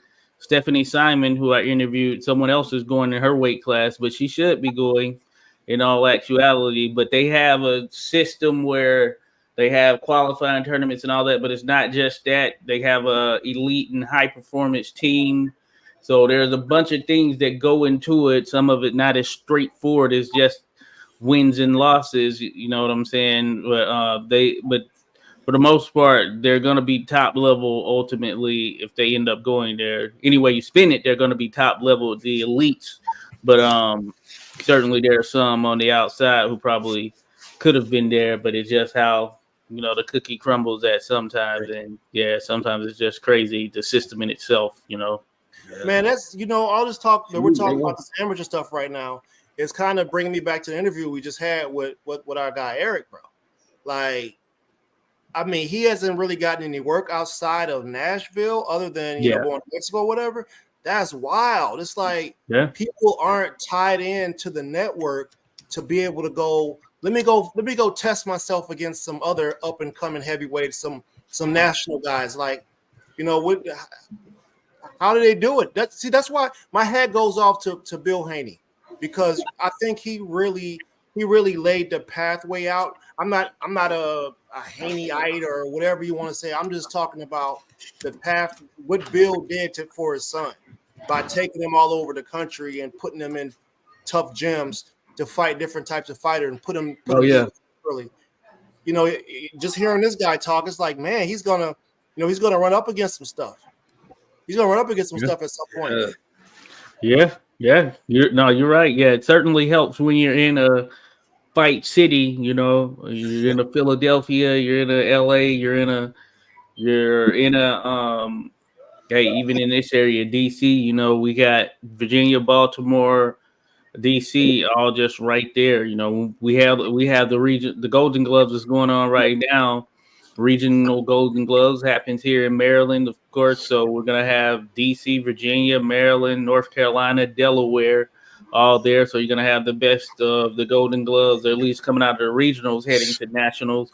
So yeah, we can get to some of these type spots quicker and easier. You know, it's nothing to go from DC, Baltimore to Philly, for instance, or to New York, you know, because it's all kind of right here in the area where you get a bunch of high level athletes, all that good stuff will Yeah. compete. But certainly, if you're in some of the smaller spots, you're in like a Nashville, which bigger than most cities, you know, but from a boxing standpoint, yeah, you're just not gonna have as much work there without having to travel outside of there for sure, by comparison to being in one of these other spots, you know. Could you imagine growing up in a small town where and run into a city slicker where they just get to cook and you be like, yeah, man, I'm about to knock all your bummer seeds out. You feel me? Like to be talking trash to them to get them all out their game. You know what I'm saying? Like you got to go get that. You got to go get that before it's too late. You need somebody to because there's people that they're gonna take everything you got to give them and gonna be talking mad trash to you. Go get you out your game plan and you get slept. You know, trying to get mad and not focus. But man, yeah, I don't know. It's interesting, man. I hope that what we do is able to impact this thing in a way where, it levels it out a bit, where people can actually, they can plug themselves into the right network and get so we can see who the best is. I want to see somebody who got the potential. I'm gonna cover that event, bro. I normally don't cover amateurs. I'm always supporting. Like I go to a lot of events. You guys, I just don't know. I don't ever post stuff, man. But I think I'm gonna start including amateur stuff, especially at this level, bro. This is the nationals. We're gonna have high level athletes that are gonna be pro in 2 years. We're gonna be talking about, hey, and we're gonna have video of them, and we're gonna be like, hey, I was there. I've got to meet them. Got to see them fight. Got to interview them. You know what I mean? Give them, it gives them a little bit of exposure now, but later on, you never know, man. You might have the next Canelo or Floyd Mayweather. Or, whoever, like as far as greatness, man, as far as these amateurs that's the building block, Yeah, Lance said he hit him with that thing and have Alexa talking about, want to shoot for 30 more minutes? Yeah, he likes that high level amateur stuff. He likes them them getting buzzed with the headgear on and all that. Yeah. Well, I mean, it's hard to knock somebody out, Lance, with headgear, bro. It's hard, bro, in amateurs, bro. Vasil Lomachenko was doing it when he was 26 and he was knocking out 15-year-olds. So I'm 301. Yeah, because I could eat all sorts of shit with it. Hey, you can't headgear on. No, he wouldn't be in there with a 15-year-old. Let me get this middle schooler. I'm about to. Yeah, I'll take heavy shots with headgear on. There are age constraints and stuff that are in there for sure. But yeah, that'd be crazy. You see what my man Manny Pacquiao was like, I'm trying to go to the Olympics, cuz. Oh yeah, now the Olympics, you get there. Yeah, they opened it up, which is crazy, but hey, it is what it is. But yeah, they opened it up to allow for pros to turn Olympics if they want to. But but a pro, especially if you're out there, trying to get the bag and all that stuff, you're not likely going to stop that to try and go do the Olympics unless you just started or something like that. I got Coach Green coming on, and he's the one that's been putting me on to the nationals. He's the one that brought him here. I brought up that point about Albuquerque not having a city gym right now. The only city gym, the one that Coach Green, he's the one that got me on to the city gym because I used to go to a private gym. And he's like, bro, check out the city gym, bro. It's free. He's like, you got all this shit. The only thing I didn't like in there, bro, is that it's like political with the ring, bro. Like my daughter got in the ring, started shadow boxing, and right away they're like, hey, she can't be in there. You guys have to reserve a ring, and you know what I mean? So one of those deals, you know, like if you go to a private gym, everybody's just up in there getting that work. Even if you know, they'll get you out, you know, if they need to get you out. But most of the time, they're not tripping if the kids are in the ring doing, you know, shadow boxing or just in the ring doing drills. You know what I mean? We have lanes. We set up lanes in our ring, bro. So you just find a lane, bro, and you do your work. You know what I'm saying? And man, could you imagine like Big Baby at 330 pounds going to fight some 18 or 17-year-old? Yeah. Hey, Coach Green, connect your mic, bro. Where's Coach Green at? Man. Yeah, that'd be crazy. But yeah, he turn them into bobbleheads early. that'd be funny. But yeah, hey, Sky, can y'all hear me without an echo? Yeah, without an echo. No, oh, I do hear echo. Yeah. Go to your tabs and clear out everything for the StreamYard. All right, I'm gonna hit y'all right back. You don't have to. You can stay on and do it. Watch. Just click your tab button and swipe and remove them fuckers except the StreamYard.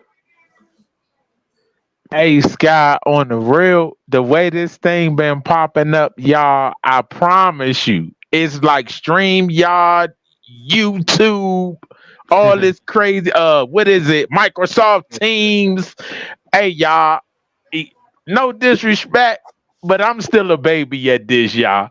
And I'm gonna need Sky to come over here and be like, hey, can you work with my phone? And it's sad because I used to be tech savvy, y'all.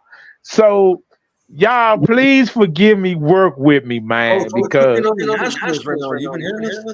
hey, I caught the tail end, but like I say, I don't want the like the echo, and you know, because I think y'all are just such a great show, and I don't, you know, want to take away from y'all because of this echo. So I want to try to fix it.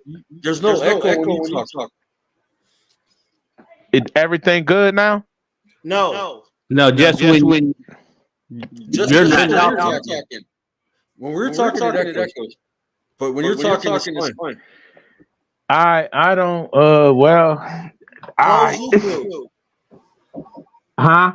Close YouTube. Or the best way, Coach, is just mute when we ask something, and then you can respond. All right, it's fine. Yeah, can you close YouTube in your back tab? That's what it is. Are you good now? Coach Green's good now. Because he's on mute. Is he on mute? I see his microphone unmuted though. Maybe he's good. Coach, you good? But now he can't talk. I wonder what type of, is he doing this from a phone or is he doing it from a computer? His phone. I think it's his phone. You know what type of phone he got? I'm lost. Like, baby, they laughing at me. Coach, you're good now, right? No, there's echo. Ah, crap. This sucks. It's on your phone. What kind of phone you got? I can't. Coach, you have an Android or iPhone? Even talk to them. Like, yo, Odo, baby, Odo.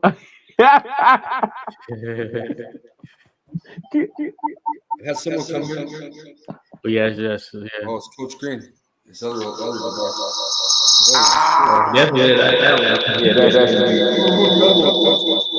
Oh, we in the twilight Coach, you there? Now. Coach, we clear? Coach. Mic check, Coach. Coach Green. Hey, can y'all hear me? Yeah. Without the echo? Still an echo. Oh, damn. Hey, y'all, look. Let me try to, forgive me for cursing.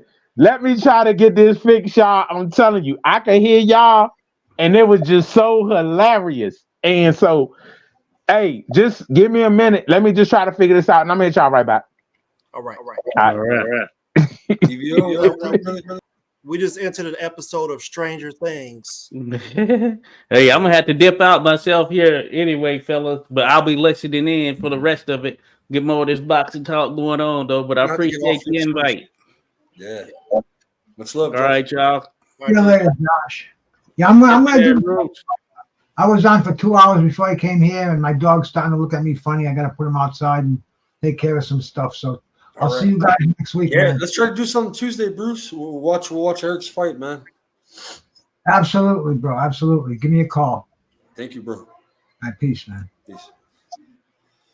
Yeah, I'll definitely be here Tuesday. Yeah. I mean, the old lady's going out Coach Green wants to come in. I know Coach Green wants to come in. That's why I'm trying to stay live a little bit. But yeah. Come in. Let me see. Let me call him. Man, if not, I'm gonna end it. I gotta end it here soon. I've been busy since this morning cleaning the hoarder's house.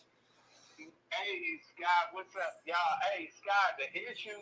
Yeah, here. I'll send you an invite on here. I'll put an invite in the chat. There you go. Yeah, hey, the issue is that, like, when you give me the invite in the chat, see, like right now, right? Hold on.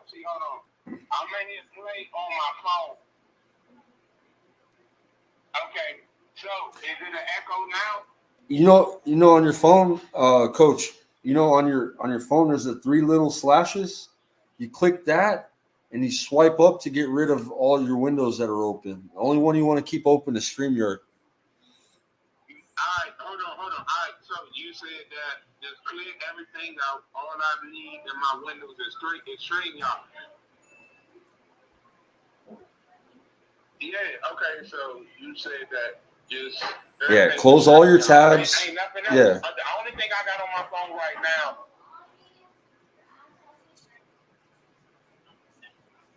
Yeah, I got to get off here too, though, Coach. You know that? I got it. My wife's looking at me because I've been on here for a couple hours too. Oh, I got you, Scott. But yeah, unless you want to come on for a few minutes, you want to talk about the Nationals? Yeah. On the bottom left. Yeah. I had other ones open. Yeah, that's what it is, Coach. Now come back in and we'll talk about the Nationals. But hey, let's do it for 10 minutes because I gotta get off of here, Coach.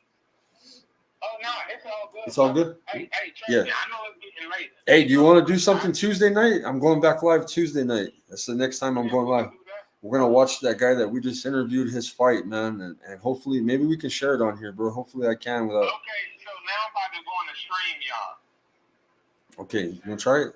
I hit StreamYard, so I'm in StreamYard right now. Okay, come in. Allow Chrome's mic, yes.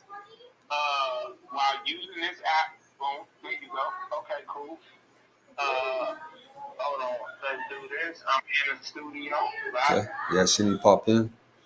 You need to connect your right, mic and cam. Okay, hold on. Your browser has blocked your mic and camera. Allow. Hold on, it says edit your browser settings to allow StreamYard to access it, but I allow it. That's the crazy part. Hold on now, Scott. Now I'm about to unmute my mic, so let's see. Yeah, but you're not connected. Oh, there you go. Let me add you to the stage now. There you go. All right, Coach, go ahead and test it. All right, check 1, 2. Let me see. Go ahead, Coach. Talk to your phone. Coach. Check 1, 2. Check 1, 2. Yeah, you're clear. That's what I was telling you what the problem was. Yep. Okay, then. All right, y'all. Hey, please forgive me for, it's 9:02, 11:02 Eastern. So what I just want to just touch on real quick is what y'all said earlier about the female boxers. I think that was a missed opportunity for MVP Promotions, because it would have been nice to see the women fight 3 minute 3-minute rounds for 12 rounds. I think because women been pushing for that for so long that I think that was an opportunity missed. Now, also though, you have old heads that they don't want to see that, man. They don't want to. You still got people out there that don't want to see women fighters headline, which is crazy. That's crazy, man. It's 2024. Like, these women can crack.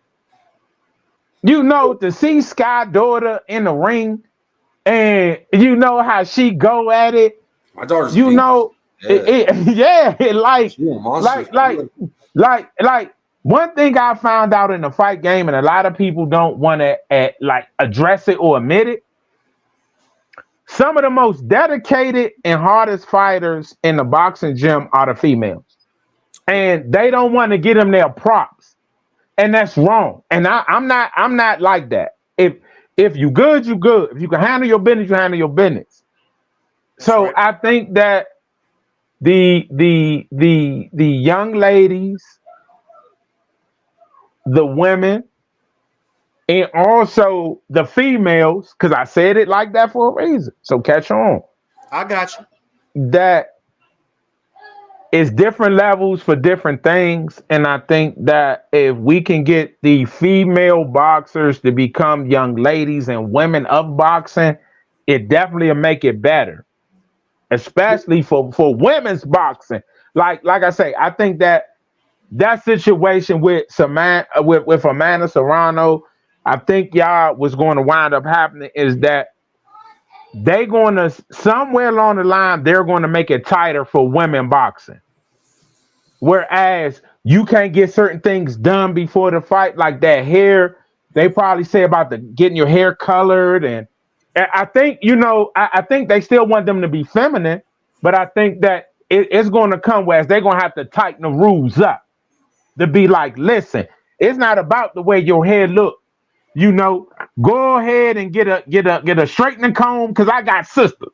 Get a straightening comb, straighten that thing back, corn roll it up or bun it up, and boom, get ready to fight. Hey man, don't use straightening combs no more, coach.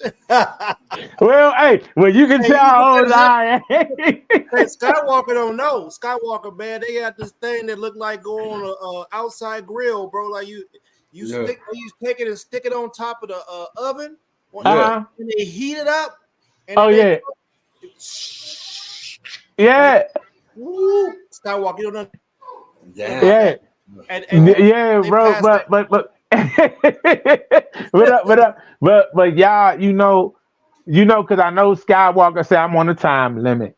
So I think that needs to happen. But also when it comes to amateur boxing, and hey, tell me about the Nationals in Albuquerque real quick. And I was about Sky. And so my thing is that right now Albuquerque has, and me and Sky talk about this on Tuesday though. Albuquerque has a chance to be a part of history with USA Boxing for a certain topic. And me and Sky will talk about that on Tuesday. Outside of that though, also USA Boxing, let me say this. The USA Boxing program has a chance because of COVID to be able to put together the first national tournament that's like off the chain for 2024. And I think that they missed that opportunity because that, and I talked to Sky about this, is that I understand what's going on. It is that for people that watch the TV show Breaking Bad, and it's about a white drug dealer with meth, fentanyl, all of that, right?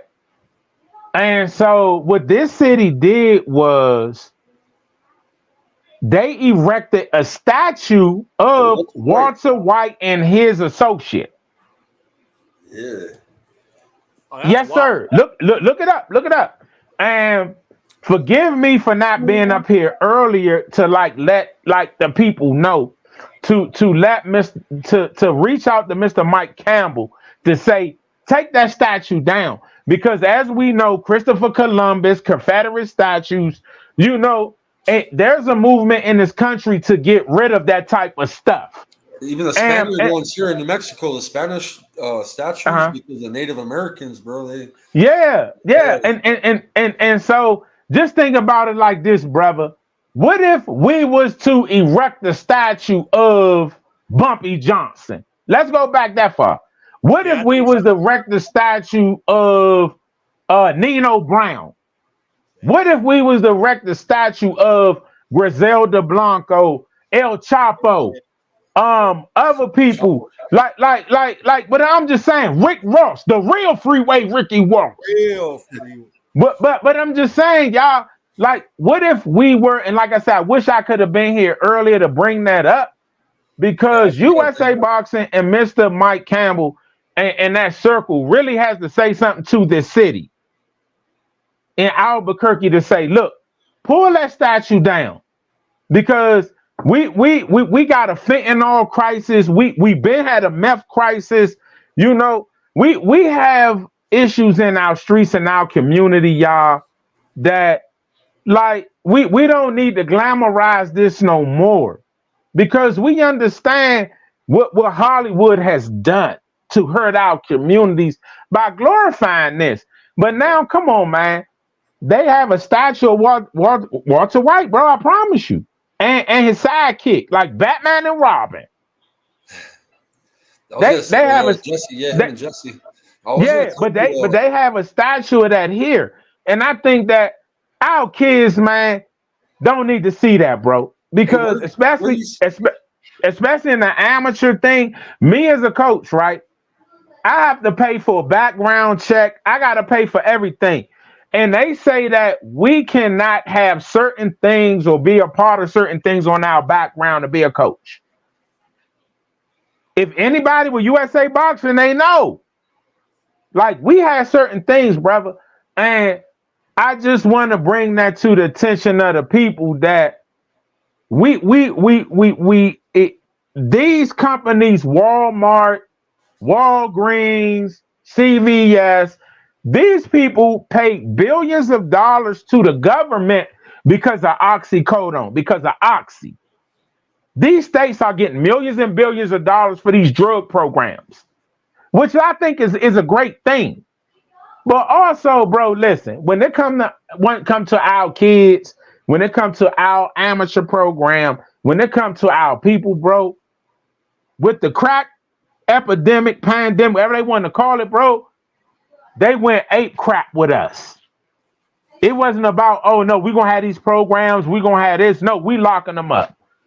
But with the oxy thing, it's that, oh no, we're gonna go ahead and give them treatment programs, we're gonna do this and that. Because of what? It's white America, bro. We gotta stop playing these games. There's an election coming up. And on my show, I want to talk about these things, because these are the things that are going to affect our boxers. These things are going to affect our kids. And people are like, oh man, I don't want to hear that. I don't want to talk about that. What? Our boxers need to know about these politics, because what do they say about boxing? The most corrupt sport, the most corrupt thing. Everything we talk about on this panel, y'all, is something we enjoy, we love, we like boxing. But they always talk about corruption in boxing. But also, I think our fighters need to know the corruption will go on every day before you even walk to the gym. Hey, Coach, I mean, when I was trying to do earlier, you know, like I was saying, it's Women's History Month, and basically what I was doing was I was just kind of putting some respect on the ladies' names. Yes, sir. People don't know that, you know, it was 1994. Okay. The Amateur International Boxing Association lifted a ban on women's boxing. Yes, sir. Okay. The 1995 in New York, Golden Gloves included women for the first time. Okay.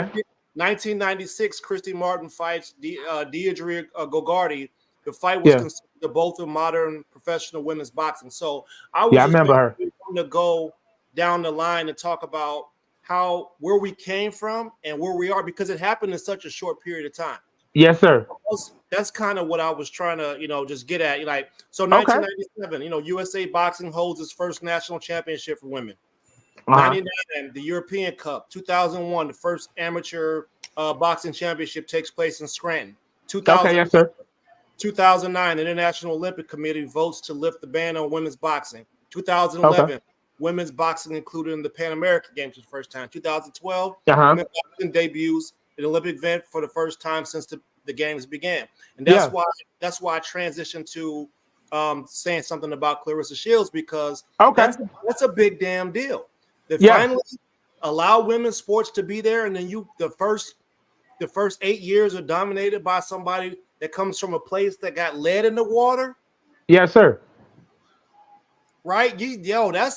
That's incredible. If somebody needs a statue, it was her. And then she just okay. fought an MMA fight. She 2-1 in MMA. Yeah. I saw the interview with her and Chris Cyborg. Yeah. And I think that is such to me, when I see Clarissa Shields, I see the epitome of a woman. When she got that outfit on, I'm like, whoa, she's a brick. House in my Gerardo voice, in my Jerome voice, you know. So Clarissa Shields, man, and no disrespect to her old man, I'm just saying, man, that hey, look, y'all, that's a woman. That's like somebody saying, you know, Serena Williams back in the day. I ain't talking about the Botox one. I'm talking about the Serena Thickums back in the day. And that's Clarissa. That's Thickums back in the Thickums today. You know, so no disrespect. So, you know, if somebody think I'm disrespecting that woman, no, I'm not. She just thick. And let's call it where she a brick house. So, with that being said, though, because I know as men, they say certain things about us. I don't know what it is because I ain't in that circle, but I'm just saying. So with that being said, though, brothers, that, you know, but look at the year that you said or the years that you brought up. Yeah. That's not that long ago. No, 2011 and 2000. The primary years, 2011, 2012, and 2013. Yes, I'm gonna be honest with you. I'll give Ronda Rousey mad respect. I followed her since she came from the other promotion. I was like, yo, man, she cold. And she got to the UFC, and then, you know, she the best. But what about Holly Holmes? But what about Holly Holmes? But if it was Ronda Rousey was the one that fought the first fight in the UFC, and she was the main event, and she was the right woman for the job. But why though? She got the right look. Once because again, sports and entertainment. I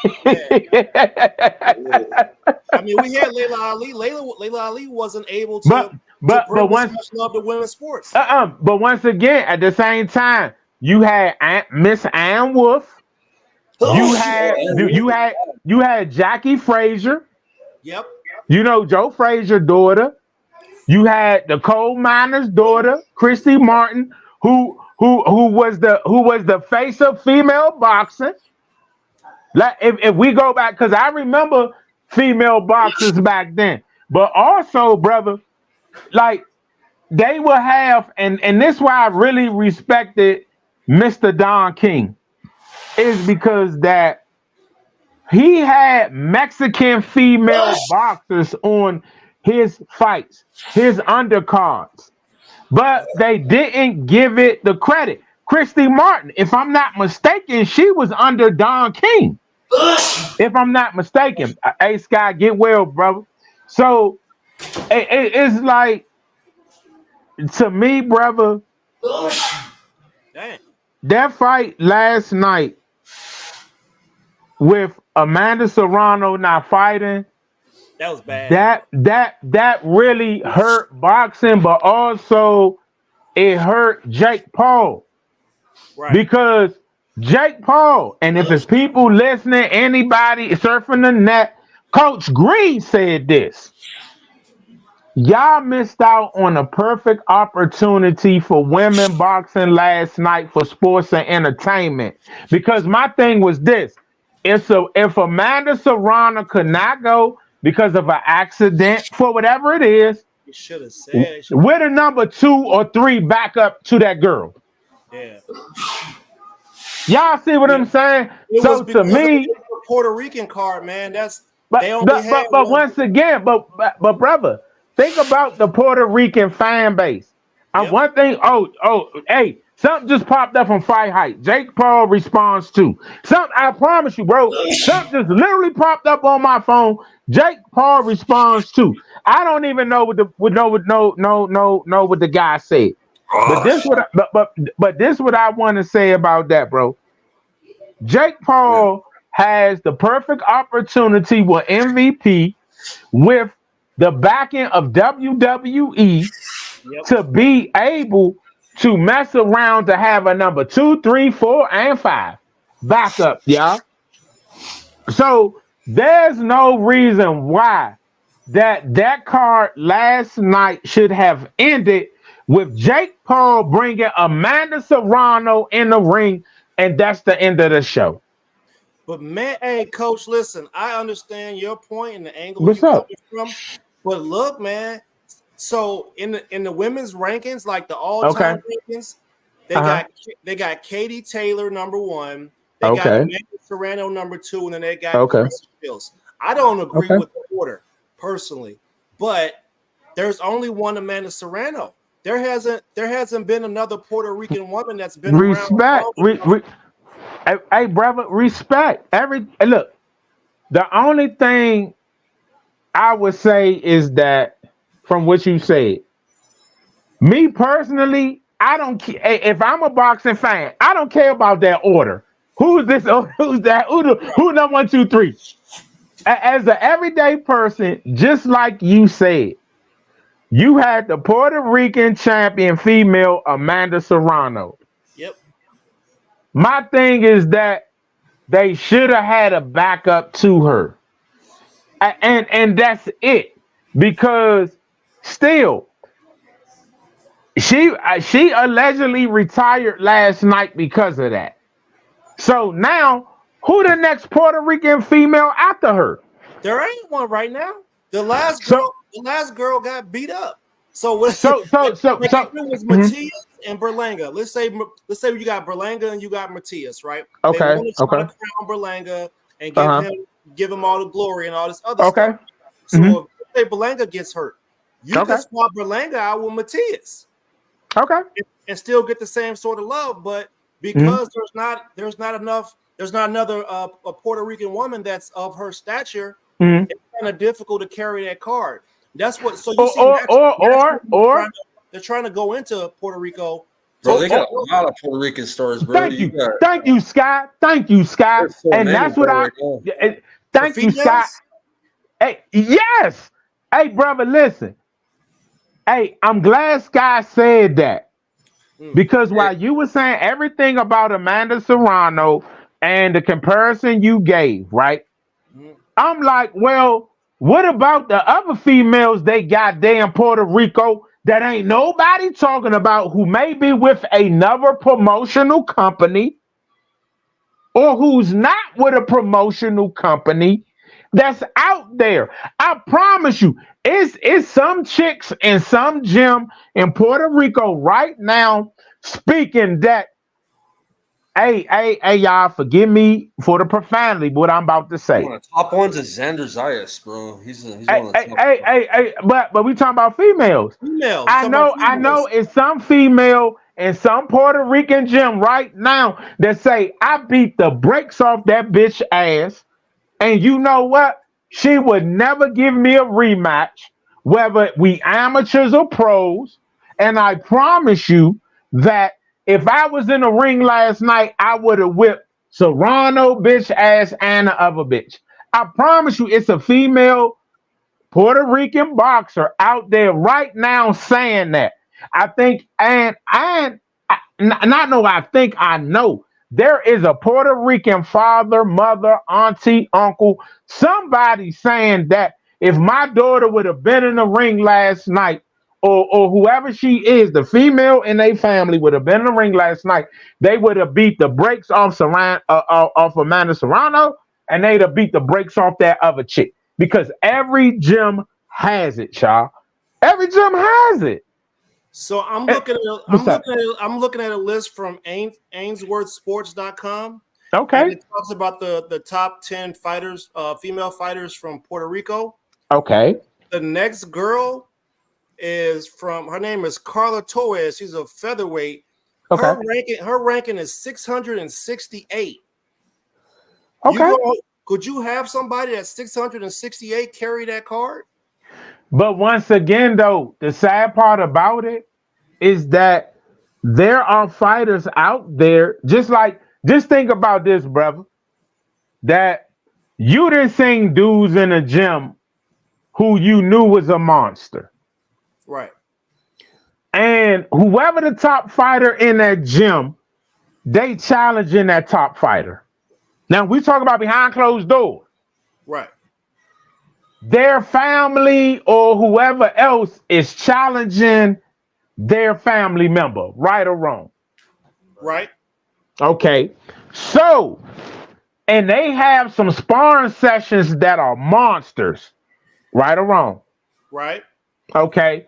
But when it comes to, let's say, the professional side of boxing, for whatever reason, that fighter that's been a terror in that gym and all these other gyms, whether local, international, whatever, they just can't get that ranking or they just can't get that fight for whatever reason, right or wrong. Yeah, I get what you're saying. That's when the politics start playing. Okay. So with that being said, from what the rankings are showing through all these different, sites, organizations, there are also fighters that no one is talking about. They don't even want to talk about them. Look at 140, Gary Antoine Russell. Right. Yeah, he's good. He was ranked number 6, 17 KOs. Why Devin Haney not calling him out? Why Rolly, Garcia? Why none of them? I don't know if you noticed. Yeah. Huh? But why? Matisse, all of them in that 140, bro. Yeah. All of them. Sandur, Martin, all of them. Look at them in the 140 division. This kid is ranked number 6 in that division. It's because these people they got machines behind them, man. The media machines. They got machines behind them, bro. I got you. That's the same thing. So we're talking. Say what, y'all? Berlanga got a machine, and bro, look how they're pushing. The machine pushes stuff that ain't ready. I got you. So, but once again, so let's get back to Amanda Serrano. There. I know you said 668, but once again, what about those females there that's not cozying up to MVP? Yeah. What about those people, brother? Can I say a different way, Coach? What's up, brother? This is what I was saying. Okay. So basically, if you're gonna open up and start, you're trying to open up a new market. Okay. Right? And you want to open up a new market from a business perspective. You want to open it up with something that's familiar to people. Okay. To the people. So you're trying to open it up with something that's familiar to the casual fans that are there. But I don't know if it makes a difference in Puerto Rico because the island's so small. Okay. Right. So I think I get what you're saying. So, but then you gotta look at how Eddie Hearn and them have moved business, man. When they first started their business, they was like, "Oh yeah, we're gonna destroy the pay-per-view market. We're never gonna have to do such and so and so." And then the big money people got in their way and stopped them from doing stuff. But eventually, all that money the money kept cycling into them, and now they're taking over boxing. Right? I think Boxeo con Flow, man. This is the channel that has Morel, Robizi, the top. This is a top Cuban channel right here, Coach Green. So they just missed one. Respect, y'all. They missed on this opportunity. I think they'll be able to circle back and not make this mistake again. And I let me say this. I would agree with you if they show us again. If someone from their promotional team is listening to us, listening to Coach Green, listening to you, brother, because I really can't see. Birthday, man. Thank you. Thanks, Coach, guys. I gotta get off of here, man, real soon, bro. Okay, all right, and Scott, once again, y'all, hit like, subscribe to Skywalks and Boxetto.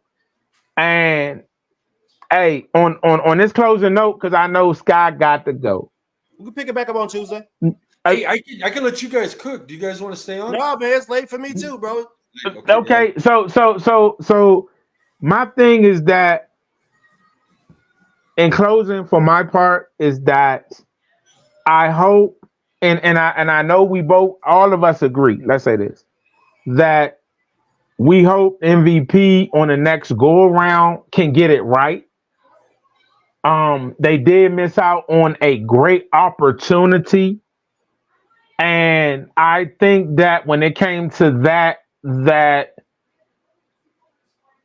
Jake and Logan Paul should get off their high horses and just say, okay, if I'm going to say this is my top card, also I'm gonna have a plan B, C, D, E, F, G for that top card, whereas it's not made about me or my brother or WWE financially bankrolling us.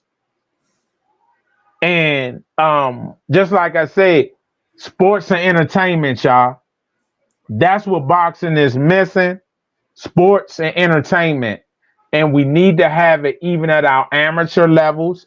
And just like I said earlier, they need to tear that statue down or remove it, whatever they need to do here of that national tournament coming up for these kids, y'all. And I would like to thank Mr. Bruce Gas, because I heard his show earlier as well. Tim, and everybody else on this panel, y'all, for being able. Big shout out to Blackgrass as well. I didn't get Blackgrass on here, bro. He's busy. He's married. Hey, and I understand. It's just me saying thank you, though, Sky. Yeah. To all y'all, because y'all embrace me in y'all circle. And so I know it's late, and I know, forgive me, y'all. So I ain't gonna keep on saying forgive me. Yeah. But I know how much, boxing means to everyone. And I think that if we can get boxing back into our program, our school programs, that the violence will go down, with these kids, because they won't be afraid to throw their knuckles and take a L. And so, y'all, stop the violence. And I think our kids need to get back to, putting them knuckles up and, just boxing it out. And, be more mindful and respectful of one another. Big shout out to y'all, man. And just thank y'all. And Scott, don't forget Tuesday, bro.